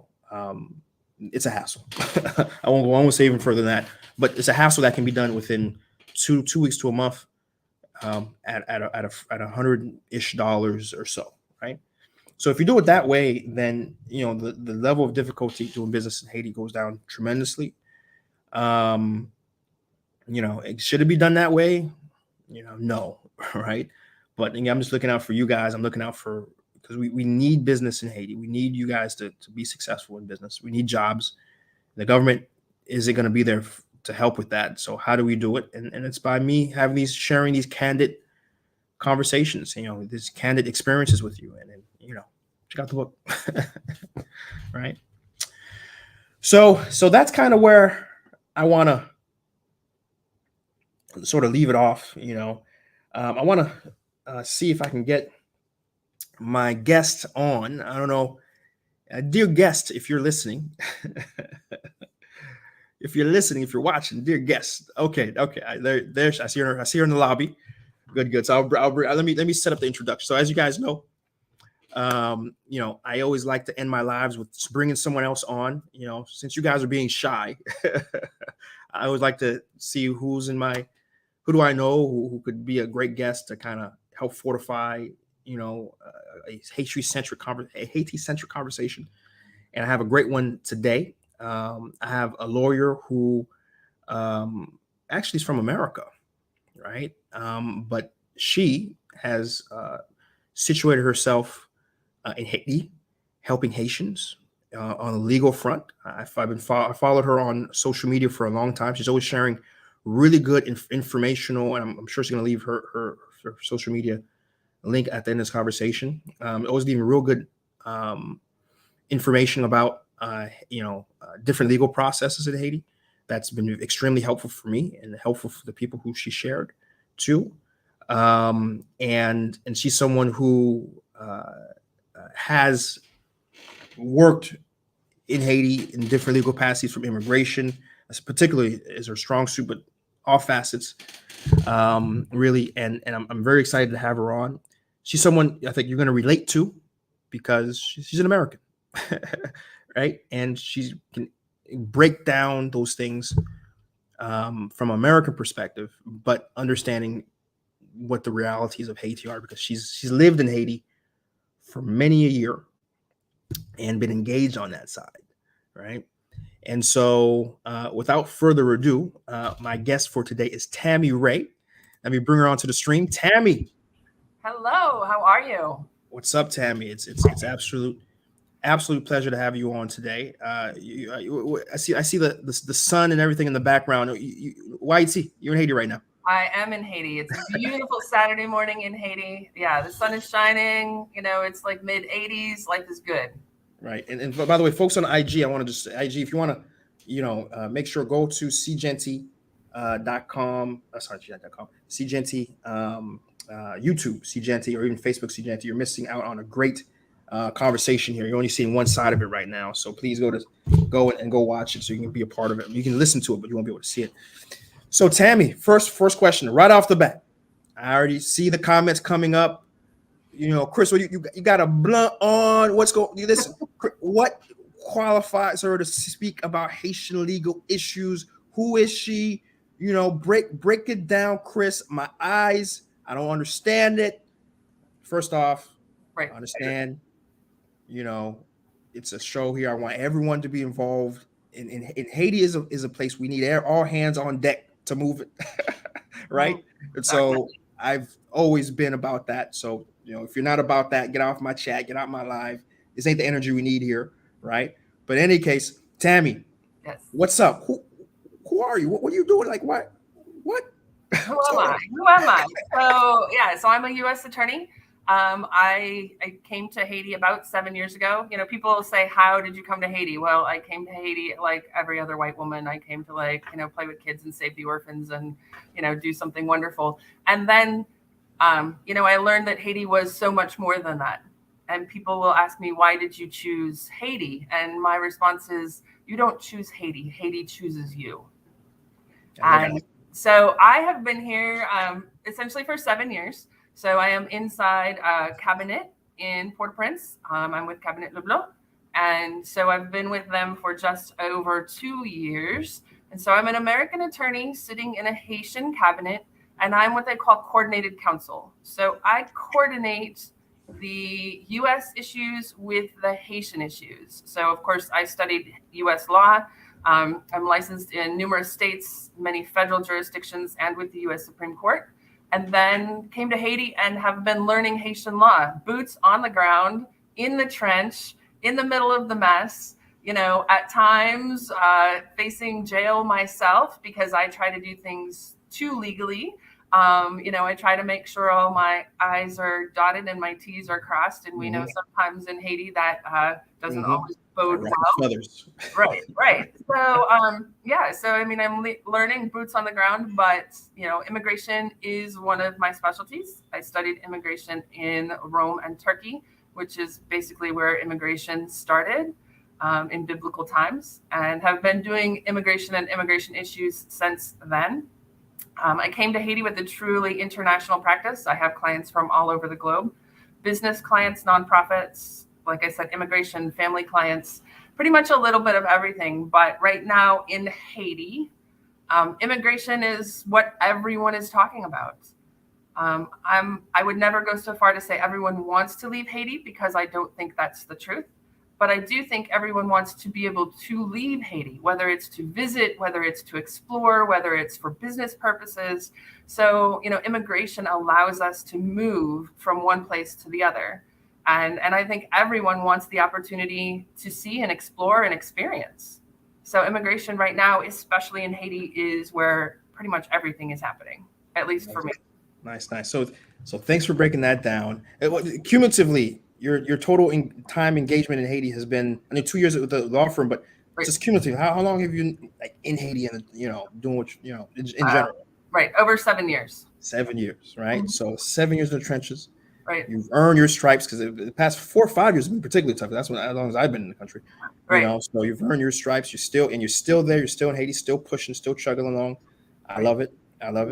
So, with that aside, you know, let's took care of that. It's just much like I gotta just open up with Creole to let folks contextually understand what we got going on. We have a different mission here, so thank you. So now, in terms of the legal aspect, I guess when you first got here and really understood our legal environment in Haiti, like, what is the biggest change? I mean, first and foremost, do you feel Haiti, the laws on the as it is on the books, are they enough? I mean, because I ask that because the more I've read our Constitution and I engage in our different our laws related to labor, our labor code, because I'm in, you know, my first business was staffing, so I had to become very familiar with our labor code. You know, it's a little on the older side, but all the tools are there to be a well-functioning society, right? If we apply them appropriately. But do you feel that? Do you feel, as a lawyer, do you feel all the tools legally are there? And if not, where are we missing some of the things? And what would you recommend? Okay, so the Constitution is there. It's good in some aspects, not necessarily in others. There are loopholes and there are things that are missing. And then the laws that should be enacted to basically support the Constitution and make sure that it is enacted the way it's written. Again, they're there. There are a lot of very good laws, but there are a lot of loopholes. And the laws are a little bit old, out of date, and not really current with reality. So, for example, as a foreign woman, if I have a child in Haiti, I can do an attestation or a declaration myself as the mother, but the child may or may not be considered Haitian depending on which law we follow. So there are some laws that say yes, it is, and some laws that say no, it's not. And then there's a law that says the child would only be Haitian if it's Black. And it's like, well, that's a human rights issue on every level. So, so the laws are there. If the laws were followed, and the Haitian legal system followed the rule of law closely and tightly, they would be better. But there are so many loopholes, and there are places where the law contradicts itself, and the Constitution says one thing and the law may say something to support, and then 3 clauses down it says something completely contradictory. So those things need to be cleaned up. And I will tell you that I'm actually speaking from experience, because I used to be legislative counsel for the United States. I was legislative counsel for a U.S. senator, and then later legislative counsel in a state. So or I worked for a U.S. senator and then later legislative counsel for a state. So, legislation was my thing. I know how the laws are made. I know how the laws are written. The rule of law is something that's very near and dear to me prior to coming to Haiti. So when I study the Haitian Constitution and the laws, it could be adequate, but the problem is it's just not. It's not well written, and it's not tight. It doesn't put together all the pieces that need to be put together. Okay. All right. Thanks for that. I needed that legal perspective. Now, so immigration is certainly a big specialty of yours. Also, you, as a coordinator in terms of bridging those two different worlds. But what other segments? I just want to make sure I understand all the segments you consider a specialty for you. Immigration. What else? So really anything that crosses diaspora or the U.S. and Haitian law. So for example, a lot of diaspora own land in the U.S. and they own land in Haiti.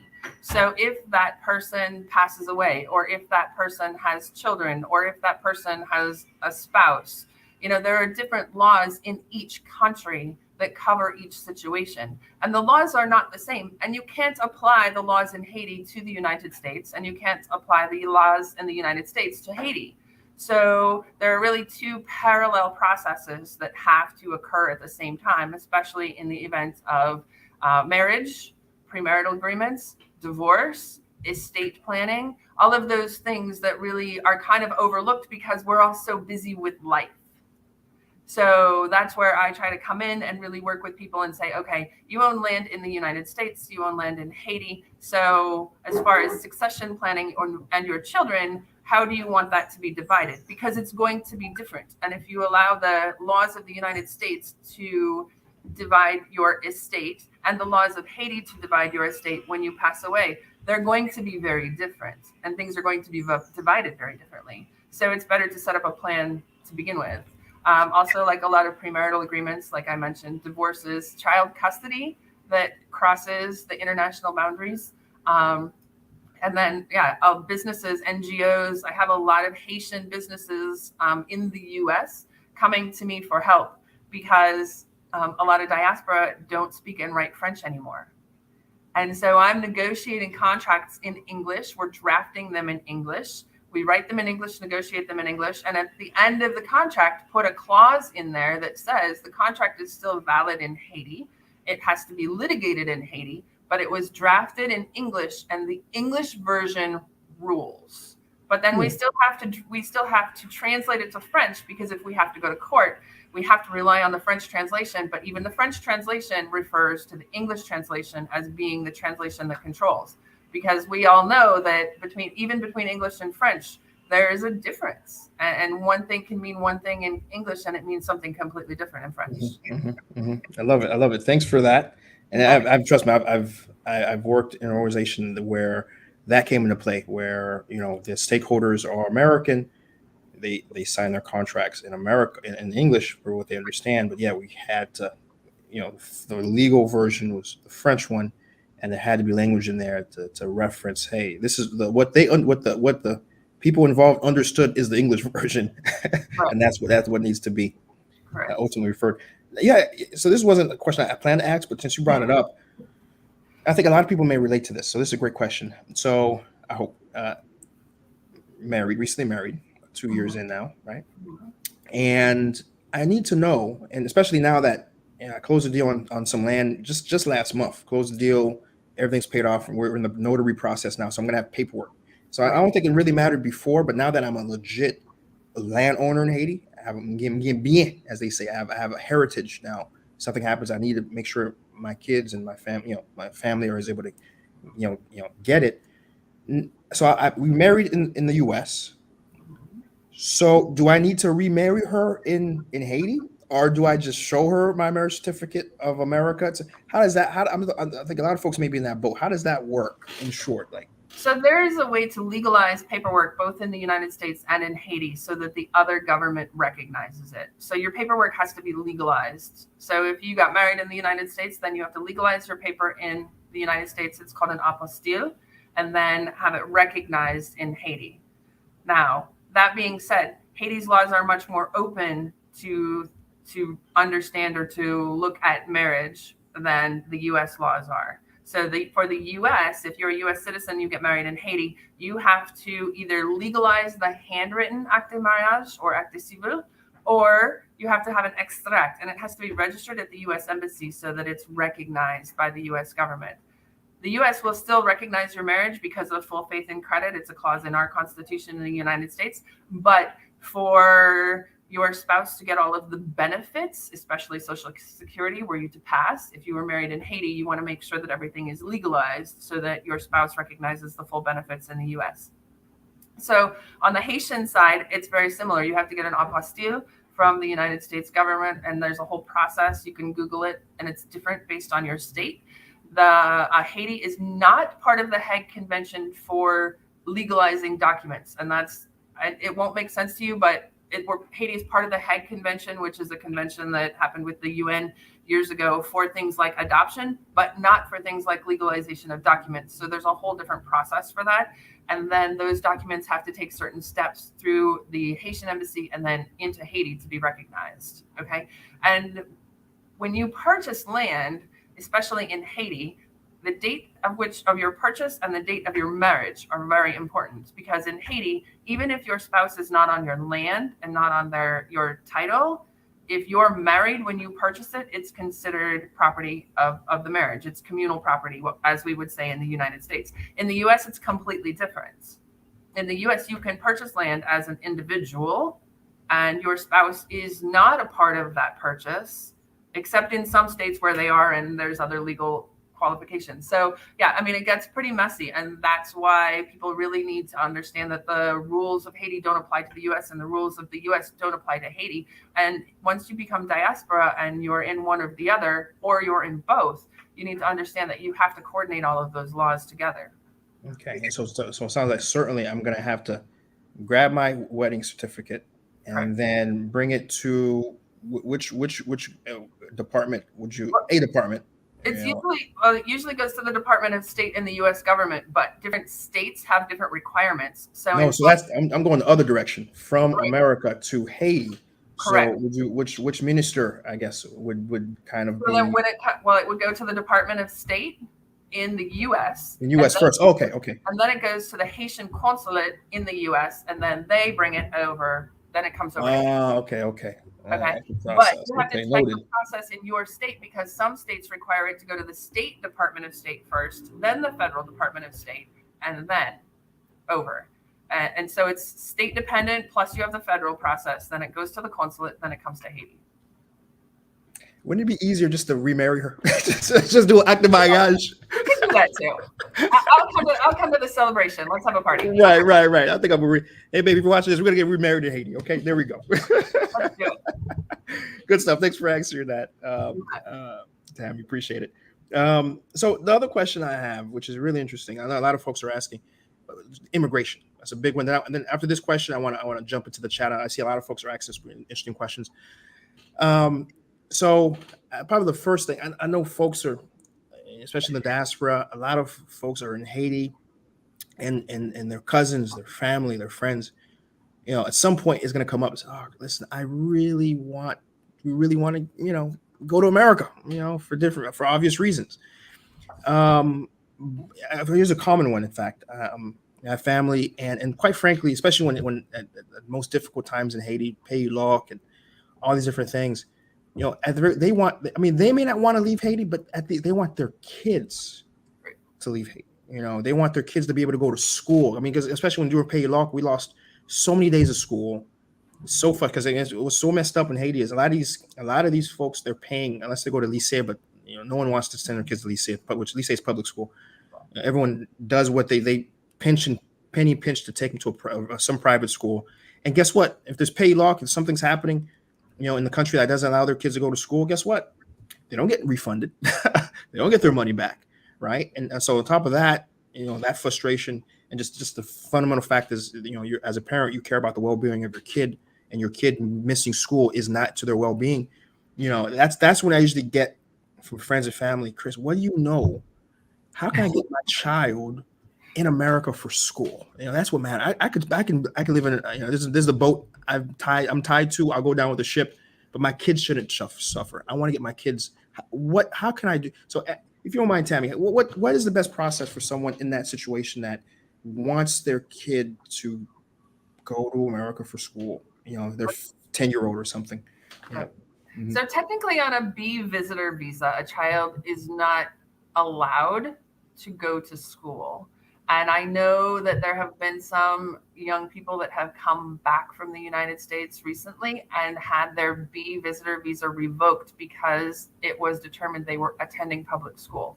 Now, public schools in the U.S., because of the U.S. system, will allow any child with a birth certificate to attend public school. So that's the catch-22 that Haitian parents need to be aware of and be cautious of. The best way for a child to go to the United States and study is on a student visa, which is generally an F1 student visa. Right now, they're extremely difficult to get. In order to qualify for a student visa, the student has to be going to the United States to a private school. Tuition for that private school has to be fully paid by a person in the United States that meets the income qualifications and can say, basically, we can afford to put this child in private school. We can pay for all of their living and all of their other daily needs, as well as any transportation back and forth. If the child is an orphan, because orphans don't have ties to Haiti, they do not qualify for a student visa. So we have a lot of people that try to bring orphans to the United States for study. They will never qualify because they don't have ties. There's no reason for an orphan to return to Haiti. The U.S. government knows that they will stay. And the whole purpose of a student visa, the F1, is so that the child goes to the United States, studies, and then comes back to Haiti to make the country a better place. I mean, we want, you know, so that's the purpose. So it has to be able, the applicant has to be able to show that the student is going to go to the United States, study, and return. So when the applicant goes to make the application, when the student goes to make the application and their sponsor makes the application, we need to focus on 1 year at a time. We can't focus on a 6-year-old and say, oh, well, I'm going to pay for the 6-year-old to go through elementary, middle school, high school, college, and medical school. Because, right, we don't even know this student is going to make it through middle school. So really the focus is 1 year at a time. And then each year there has to be a proof that that year can be paid for. It has to be in a private school, cannot be public, no public funds used. The child will have to have medical insurance when they get to the United States. All their costs have to be covered. And then once all of those components are basically met, then the child goes to the embassy for an interview. And this is the hard part, because normally the child is going to go to the embassy for the interview with their parent. And it's the parent, usually, especially if the child is under 13, that speaks for the child. So the parent has to know all of the ins and outs of the study and why the child is going to the United States, but also convince the consular officer that the child is coming back, that they're not immigrating the child permanently as an immigrant, that this child is going as a non-immigrant and going to come back. And lately I've been doing 2 and 3 interviews per child before we really even get, I would say, a decent consideration that the child really does not intend to immigrate. And then, you know, the officers are going to look at who is supporting the child, who is sponsoring the child. Is it an organization? Is it a single person? is that single person a family member that could apply for the child to come to the U.S. on an immigrant visa? If they are, then they're going to face more scrutiny, because really the United States wants everyone to follow the processes to immigrate legally. So a question that you were kind of alluding to before, but we haven't got there yet, is, if you have family that want to go to the United States, whether it's your spouse, whether it's a fiance, whether it's a brother or sister or mom or dad, start the process now. Because I have right now in my client base, I have people that started the process in 2002 to bring 20 years ago. 20 years to bring a brother from the United States, or from Haiti, excuse me, to the United States. So I have people that started in 2011, 2012, 2014 to bring family members. The family member process is extremely long. Right now, the spousal visa process is 4 years. 4 years. I've had most marriages don't even last 4 years, much less. So, and imagine if one spouse is in the United States and the other is in Haiti, that makes life even more complicated for the marriage. So when they get together in the United States, they have a lot of hurdles to overcome. So yeah, right now from application to interview, and it is running at 4 years for spouses. And that's one of the questions That's one question I'm glad you jumped on, was just that, which the next big immigration question is, how do I get people I care about over, right. And so you alluded, there are processes in place. I know family is a big official lane, right? Right. But so let's talk about that family. So, you have to go through our whole process, Tammy. I know it can be very convoluted, and heck, right. That's why they got to pay you, right? But just give it very for dummies level, right.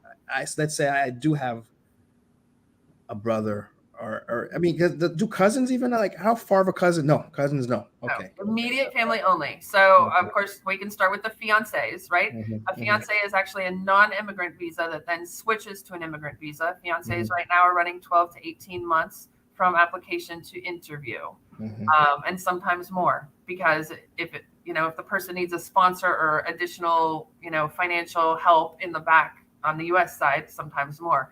So spousal visas. So spouses, of course, always qualify.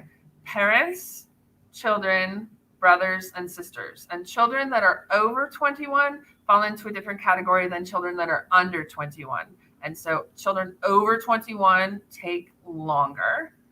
The other thing that I would say is, if someone is petitioning for a brother or sister, because we're seeing that it's taking 10, 15, 20 years to get that visa. When you petition for your brother or sister, if they have a spouse and children, you can petition for them at the same time. And hands down, do it. And the same thing with spousal visas. If you're petitioning for your spouse and they have a child, make sure you have a DNA test to prove it's their child. But after that, petition for the child at the same time, because spousal visas are running at 4 years. And then if you have to spend another 2 or 3 years getting the child to the United States, that becomes a mess, because then the child spends 2 or 3 years without one of their parents. Question. I'm aware in the past, there's been instances where, like, I know in the 90s, or 93-ish or so is one example. I think it happened again, maybe the late 90s, where the U.S. government does. Again, I'm very ignorant of this. I just know loosely, right. that something happens where the U.S. government says, okay, well, everyone who's been here, illegally, from such date, here's a quicker path to become a citizen. Show us some basic information, who you are. I guess you make an affidavit or something to attest that you've been in the country for so long, and then you become citizen. And I'll be honest, as I talk, I mean, this is very hush hush, by the way, Tammy. The Haitians are very reluctant to let how they really got here, right? But if you hang out with them long enough, eventually it comes out, right? And as I've gotten, and listen, I'm in my 30s now, and it's taken this long from the people I've grown up with my whole life to hear the real stories of how they've became legal, Right. in the countries that are from the U.S., even France. There's a different process, but they all have the same familiar thing where they were here already. Something happened from a U.S. government immigration policy was announced, and then they were able to use this sort of affidavit process to attest that they were here and now they're legal. Right. Help me understand that lucid thing there. Okay. Well, so I mean, yeah. So it happened. It's in the past, and the one thing that I would say is don't count on it to ever happen again, because immigration policies and the position and perspective on immigration in the United States has changed so much that I would not expect for it ever to happen again. There used to be the position that the United States, was open for business. The United States was, accepting immigrants and things like that if you followed certain processes. And right now, there really seems to be the perception that the door, who's in is in and who's out is out, and the gates are closed.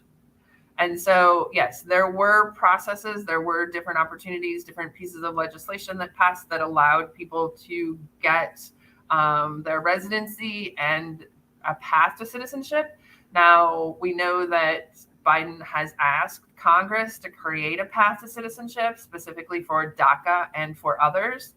Maybe there will be a path to citizenship for those who already have TPS.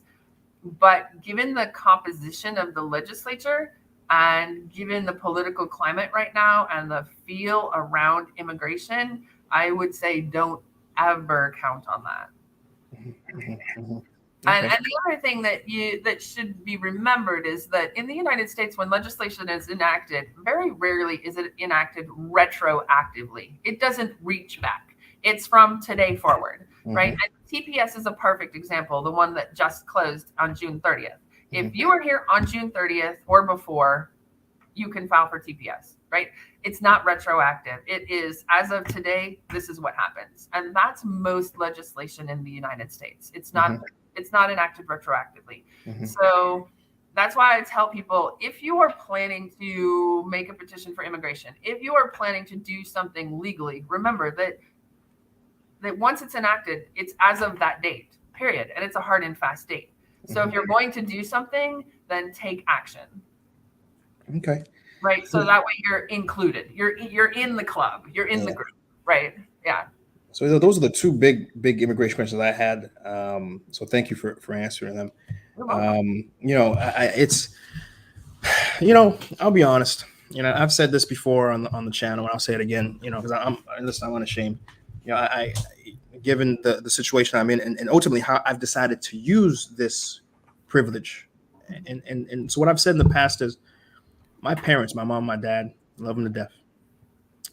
They could have done nothing else for me the rest of my whole life, right? They could have just left me, abandoned me, but the fact that they did one thing, they came over here and they made me a U.S. citizen. And maybe when you're a kid, you don't appreciate this. They tell me to do my homework and take a bath. I hate you.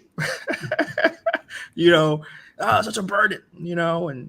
But I tell you, what I've been able to do with my U.S. citizenship, because I'm a passionate Haitian, and anyone who's following me long enough knows I'm doing everything I can to bring jobs back, bring a different eye back, bring investment back, get our products out, but I'm able to do it from the standpoint of an American, right? Because I was looking around for my U.S. passport, because I have a U.S. passport.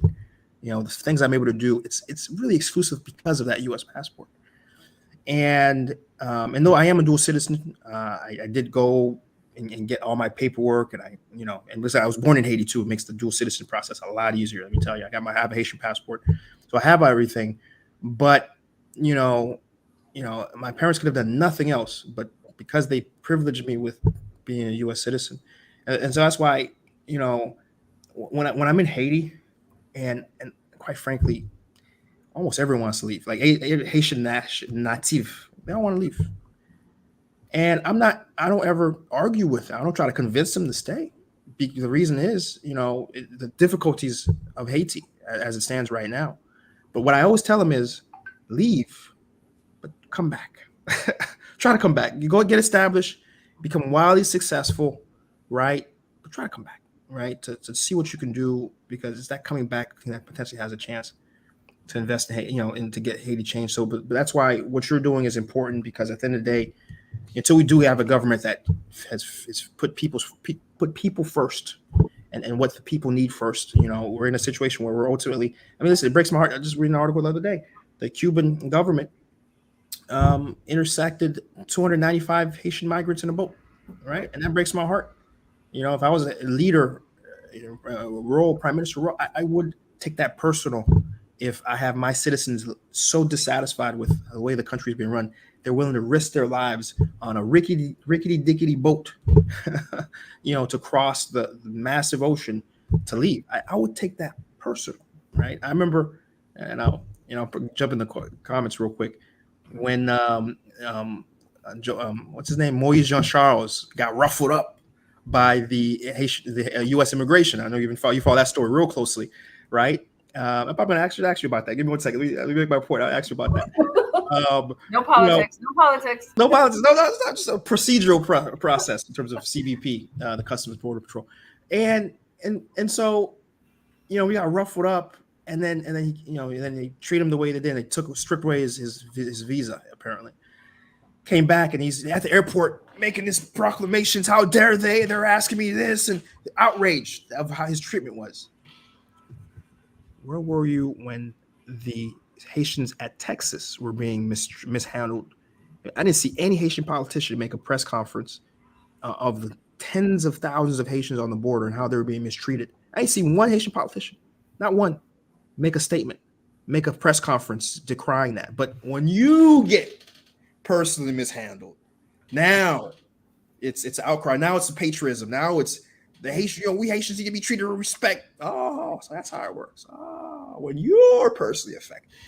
I see. But then Tammy, let me ask, procedurally there, no politics, but procedurally there, what happened to Moise Jean Charles? Does that make sense to you? Is that just per the process of immigration? So, no politics, but in law, I always say that there are three realities: my reality, your reality, and then the truth. Right? So, I mean, there is a very distinct procedure set forth for Customs and Border Patrol. And, I would believe that they most likely followed it. If they went outside of that procedure, possibly they did. That wouldn't be unheard of. Things like that happen. But, CBP is never going to issue a statement saying this is what happened. Right. And so he who cries loudest wins the race. Right. So, I mean, and it's not politics. I'm just speaking in general, and I encounter this in marriages and divorces and everything else. There's one person's side, there's the other person's side, and reality is somewhere in the middle. Mm-hmm.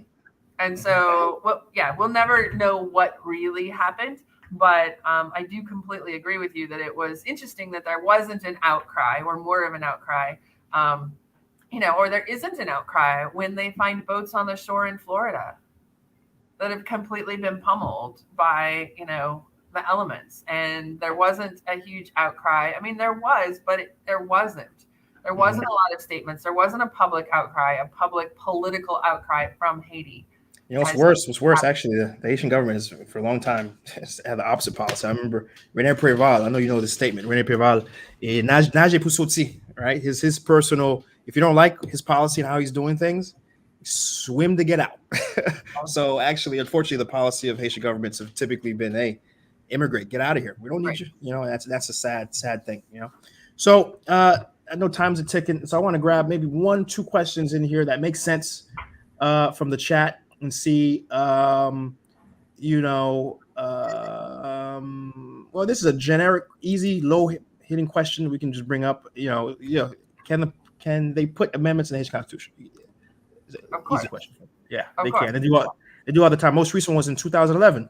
Yeah, right. So 2012. Right. Yeah. I mean, I think that the hardest thing about the Haitian Constitution is to remember is that it was written in one language and then translated into another. And so the two don't match because, as we spoke, even English and French don't always match. So French and Creole aren't going to match either. So, when you're writing an amendment, really the Constitution needs to be clear in what language rules, what language controls. And then if you're going to write amendments, you have to write amendments in that language, right? So we can't write Creole amendments in Creole to a French constitution. There's just a lot of complexities to the Constitution. But of course, any constitution can be amended following the constitutional process. I'm not going to write an amendment today and submit it to whomever because we don't have a president. We don't have a functioning legislature. So, there has to be a process that's followed. Right. No, good point. Next question I see here. I don't know. This is an interesting one. The process of changing your name in Haiti by Rob Roy. What's the process of changing your name? Your name in Haiti? Yeah, good luck with that one. Because you can change your name in Haiti. It's much easier to change your name in the U.S., but you can change your name in Haiti, and there is a legal process to go through. He can contact me and we can get the steps to go through to change your name, but it's not easy. Now, remember, when women get married, they often take their husband's name. And I have a lot of problems with that legally as I'm creating documents because the Haitian state fails to recognize the changed name upon marriage. And that's one of the most basic times when a person's going to change their name, especially as a woman when you get married. Now, a lot of people who know me know my name is not just Tammy Ray. That is the name that I go by, but I do have actually multiple last names by law from the United States. And when I'm in Haiti, I am only recognized by one name. They don't recognize my hyphenated name. They don't recognize my extended name because of marriage. So it's, there are ways you can change your name, but there's going to be a why are you changing your name? As you go through the process, are you trying to evade, paying bills? Are you trying to evade the law? And then once you change your name in Haiti, there's going to be the question of, are you still going to be recognized as the same person? It's not as easy here as it is in the U.S. Yeah, no, that's one of the reasons why, even my wife, I discouraged her from changing her name just because of, I know Haiti. And because she already has all her paperwork, all her documentation in her current name. And the moment I was ready, I was ready to like, all right, let's get your name changed, babe, but then it hit like that question. Oh, what about her Haitian documentation? Oh crap! I was like, no, let's leave it because I know Haiti too well. Just to get the paperwork the way it was a pain. Now so great point. So in other words, it's hard. It's doable, but it creates problems on the backside. Yep. Let's see. Well, this is listen. This question here about buying land. Listen, I've made videos on this. I've had a 2-part series, in fact, with another lawyer, Giovanna Menard, on that. By the way, if you guys want to go watch that, where we got very much in depth on this topic. Probably the short answer I give is you do it very carefully and very slowly. But Tammy, go ahead. How do you want to? So I would say make sure that you have trusted individuals, especially trusted attorneys and notaries, to walk you through the process as a Haitian American. And I'm sure, Chris, you can probably attest to this. There are certain documents that you need as a Haitian American. If you're American born and you don't have the Haitian passport and the Haitian citizenship, then you have to go through that process first. And be recognized as a Haitian. Otherwise, you're buying land as a foreigner, which is a completely different process. And so you have to walk through those steps. And then when you're choosing land, there's a million steps. I feel like a million steps you walk through, and you have to make sure that you're stepping in the right place and you don't step on a landmine, because purchasing land in Haiti is not purchasing land in the United States. The title process is not even comparable. And you want to make sure that you're actually purchasing land with a clean title and not purchasing land where, the child of a former owner is going to come after you in 20 years after you've built your dream house and say, now I want you to pay me. Yep. Especially when you're diaspora, because we all know that diaspora, you're rich. Yeah. Doesn't matter. You're automatically Mercedes-Benz driving bourgeois who deserves to give me some money.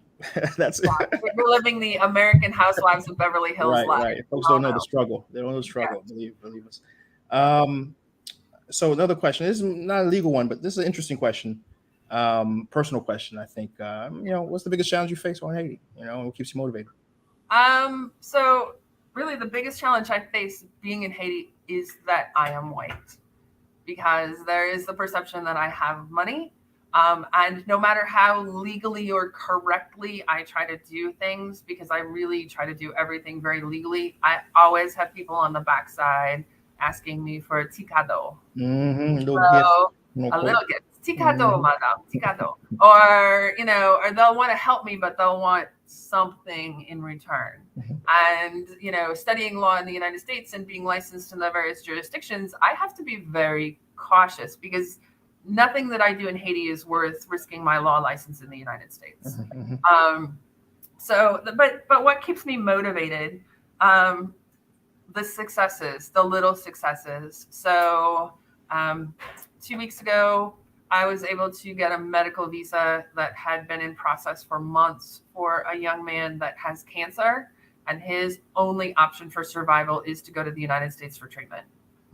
And, pushing and pushing and pushing the embassy and congressional support and things like that, just trying to get this young man to Florida for cancer treatment, to give him the opportunity to live. And the day we finally got the yes, and we got the passports with the visa stamped, I mean, I was dancing and singing and worshiping, and it was a good day. So those little successes are absolutely amazing. The spousal visa that we've worked for 4 years on, and finally the husband is going to be able to go to the US and see his child that he has never seen, because it was born in the US, and the wife doesn't feel safe coming to Haiti to bring the child. He's only seen his child by video chat. Like those are the days when I see them and they're, together in the US, and I see their welcome home party and the pictures. Those are the days that keep me here, that keep me going. Awesome. And that could probably be the last question, because I've seen different iterations of this question as it relates to really dual citizenship, right? There's a few questions about dual citizenship, birthright. So I don't know, break that down to as much as you know about that dual citizenship. What does it mean, and in the process in general? For again, someone of the Haitian diaspora who most likely wasn't born in Haiti, was born of Haitian parents. What do you know of that process, and how someone can reclaim that dual citizenship? Right. So, I mean, dual citizenship is recognized by both countries, although neither country comes out and says we recognize dual citizenship, right? Dual citizenship is pretty much internationally recognized. And if you are Haitian but born in the United States, you are American by birthright. It is your right to be an American citizen, because Americans recognize birth of the blood and birth of the soil. So you can either be born of an American citizen. So my child born in Haiti would still be an American citizen because they're born of the blood, or you can be born on US soil and you become, birth of the soil. So American citizenship is conveyed in those two ways. Haitian citizenship is traditionally conveyed of the blood. You have to have Haitian lineage. Now, that, like I mentioned earlier, there are loopholes in the law that somewhat allow for birth of the soil. It's very controversial, and people will tell you it's not allowed, but there are loopholes in the law that you can get through. So for dual citizens, for people that are Haitians that are born in the United States, you're a U.S. citizen by birth on the soil. You get a U.S. passport, you'll have your U.S. birth certificate, and then you have to come to Haiti, and there's a whole legal process to follow where your parents have to attest that they were born in Haiti. You have to have their birth certificates and an attestation from them saying that they were born in Haiti. And then there's a court process that you go through to essentially have another birth certificate created in Haiti saying that you were born in the US, but you are of Haitian descent. And then you can go ahead and get your passport and your national ID card. So there's a whole legal process. It's not fast, but it's doable. And you just have to walk through it. You pretty much have to have an attorney, though. Don't have a fixer do it, because if you have a fixer or someone that's not an attorney do it and you don't go through the correct process, and then it's discovered that you have created papers to have dual citizenship, then you're going to have issues. Would you be someone who could help with that? Our cabinet does it frequently, yeah, because I represent one of the sports associations, and so we do it for a lot of the athletes, so that they can be recognized as both Haitians and Americans. So Even though, yeah, unfortunately, there's been a lot of unfair pushback on that. I know the basketball team, for example, was very unfairly disqualified. It was so frustrating, you know. But it in any was. case, So that's a whole different so episode. I'm the advocate for the Yeah. Federation of Haitian Basketball. So yes, Yeah. exactly. That's Yeah. exactly what I was talking about. Mhm. So yeah, I mean, it's difficult, but as long as we walk through the paperwork properly and no one creates paperwork and we Mhm. actually do it the legal way, then there is definitely a process for that. And then, you know, they can carry dual passports.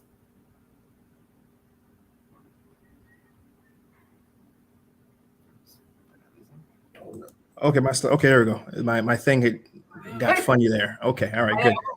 All right. So so that's as much as I want to take from the chat. Very enlightening conversation, and I'm going to make sure your information is left in the comments of this video and also on screen in just a moment. Really, the last question I want to talk about is really, Tammy, what do you want to talk about? Is there anything you want to go sort of bring up? You know, anything you got going on that you want to promote? You know, this is your space now to kind of just do you, be you, talk about whatever you want. No, I mean, I love Haiti. This is a great place to work. And I kind of want to echo something that you said earlier. The one thing that I find the most difficult is diaspora who want to send money but don't want to come back. Sending money is not going to fix the problem. We need you here because you have a different perspective. You have been outside the box. You have a different perspective. You have a different base. You have a different knowledge and background. And Haiti needs the diaspora to not just send money, but come back. We need you here. Haiti is not that scary. It is not that unsafe. Is it unsafe? Yes. Can it be scary? Yes. But you are Haitian. Come back to your country, boots on the ground, and start fixing your country. Round of applause. I know you guys are clapping where you guys are at. So good stuff, Tammy. Thank you so much. Tammy, please drop how can they contact your law firm? You know, what's the best way? Is it a WhatsApp? Can you type it in the chat so I can post it on screen? Can you? So I can type it in the chat. I'll also say it. So you can find me on Facebook. I'm Tammy Ray. Just drop me a message. I'm not going to friend everyone that drops me a message. You know, that's just too much for me. You can find me on IG. I'm Haiti Legal Gal on IG. And I'm with Cabinet Leblanc. So, I mean, we do have a general phone for the cabinet, but it's easier to hit me on IG or Facebook Messenger. And then, yeah, I never give my personal phone number on social. That's just a hot mess. But if you hit me on IG, then I can communicate with you and figure out kind of how I can help you. So Haiti Legal Gal or Tammy Ray on Facebook. All right, I'll put that on screen real quick. Sure. Tammy Ray on Facebook. Just search for her, or IG Haiti Legal Gal. I spelled it right? I think it's Haiti _legal_gal. But okay. It'll all get there. They'll find me. All right, let me fix that real quick. Tammy Ray and IG Haiti. That's important. __gal. All right. Okay. Perfect. I like that. Okay. And so go give her a follow. She's a stalwart in terms of information. And in fact, when I first presented her, I saw a few folks. Oh, I know Tammy. Tammy's great. So you already got some followers already out there, Tammy. Who also follow me, which is great. And I appreciated your candor, your openness, your honesty. And the fact that you're an ally, you're on the ground fighting, and what folks don't even understand is like Dessalines was cool. Polish, the Polish is a great example. Polish, you know, he made them honorary citizens. You know, never had an issue with different races. He had an issue with the French. The French he disliked, but anyone else didn't care about you. So if you were an ally fighting against oppression, right, fighting for the good cause, you are a friend and ally. And we need to take a page from Dessalines. We need to use all hands on deck to get, you know, Haiti moving forward. And Tammy, thank you so much for the effort you're putting. You're on the ground. You know, you're as Haitian as you're Haitian. You're on the ground fighting for us. You're Haitian. That's my definition. Point blank, make me president. That's how I'm handling the immigration policy. Are you fighting for us? Great. That's the new. There's blood, soil, and are you with the fight? That's the third way, right? I'm here. I'm in. Right. In the middle of the fight some days. Yes. Good stuff. All right, Tammy. Thank you so much. Been a pleasure. Thank you. And have a great rest of your day. You too. Thanks. Ciao. That was Tammy Ray. Tammy, incredible. I appreciated her time, guys. And I appreciate you guys. Right? For watching. You got a lot of you guys were here from the very beginning to the very end. So you guys are the real MVPs for watching the show this long. I always say this show is gonna be the hour-long show. I'm gonna be here, I'm gonna pop in, I'm gonna talk for 30 minutes, and I'm gonna bring a guest in for maybe 30 minutes, 15 minutes, and I'm out. Hour tops, I'm out. It never happens that way. I have too much time talking to you guys, too much fun talking to you guys, too much fun talking to my guests, and now we're at 2:20. Finally wrap it up, Daniel Dordar has a great idea. Make a clip of the interview. You know what? I may do that, Daniel. I may do that. I may make that into a separate clip and make it to a separate video. And maybe I should do that for all of my interviews that I do on the show. I may have to do that. Actually. So thanks for the idea. Put that nugget in my head. I'll work with my video team to execute on that. But listen, this is what we're about here at SeeJeanty Media. We're about honest conversations. We're about enlightening ourselves so we can impact and be better and do better. We're about action, right? Because again, the reason why I'm not on here all the time is because guess what? I'm busy acting. I'm in my warehouse here in South Florida, building a business that we're trying to take over America here in terms of bringing Haitian products to, from Haiti to the world. I'm busy acting, doing. I appreciate connecting with other actors and doers. I encourage you to be an actor and a doer as well, because it's when we stop talking and we start doing is when Haiti can finally, move that needle in terms of progress and we can get to where we need to get. And so I just appreciate, the folks who really made this community and this community we're building here what it is. It makes me encouraged when times when listen, I say all the time, I say, I wouldn't wish entrepreneurship on my worst enemy. It's tough, guys, but during those times, it's doable when you have support, the support of a community, of a group of folks, and you guys are that, right? And I appreciate you guys for that. Appreciate you guys for watching our videos, sharing our videos when they're dropped, supporting, being part of the private WhatsApp channel and giving us the financial resources to continue to do what we're doing. So I appreciate all that, and I appreciate you watching. And this, we'll be back next month with the live show, of course, but every week we try to drop new content. So do make sure you have your notifications on. Watch that content. Always actually, man, did Chris drop anything, or did SeeJeanty drop anything this week? Try to. Even if sometimes the YouTube algorithms doesn't push it out, just actually let me go check his channel. Let me go take a look. And he has something new. Okay, let me watch it first. Let me like it second. Let me comment third, and let me make sure I share it to my whole friends. Right. So make sure we share all that. Make sure you share all that every single time. And so that's it. So again, I want to thank you guys so much for today. That's all we have, and we'll be back at it again when we're back at it again. Peace.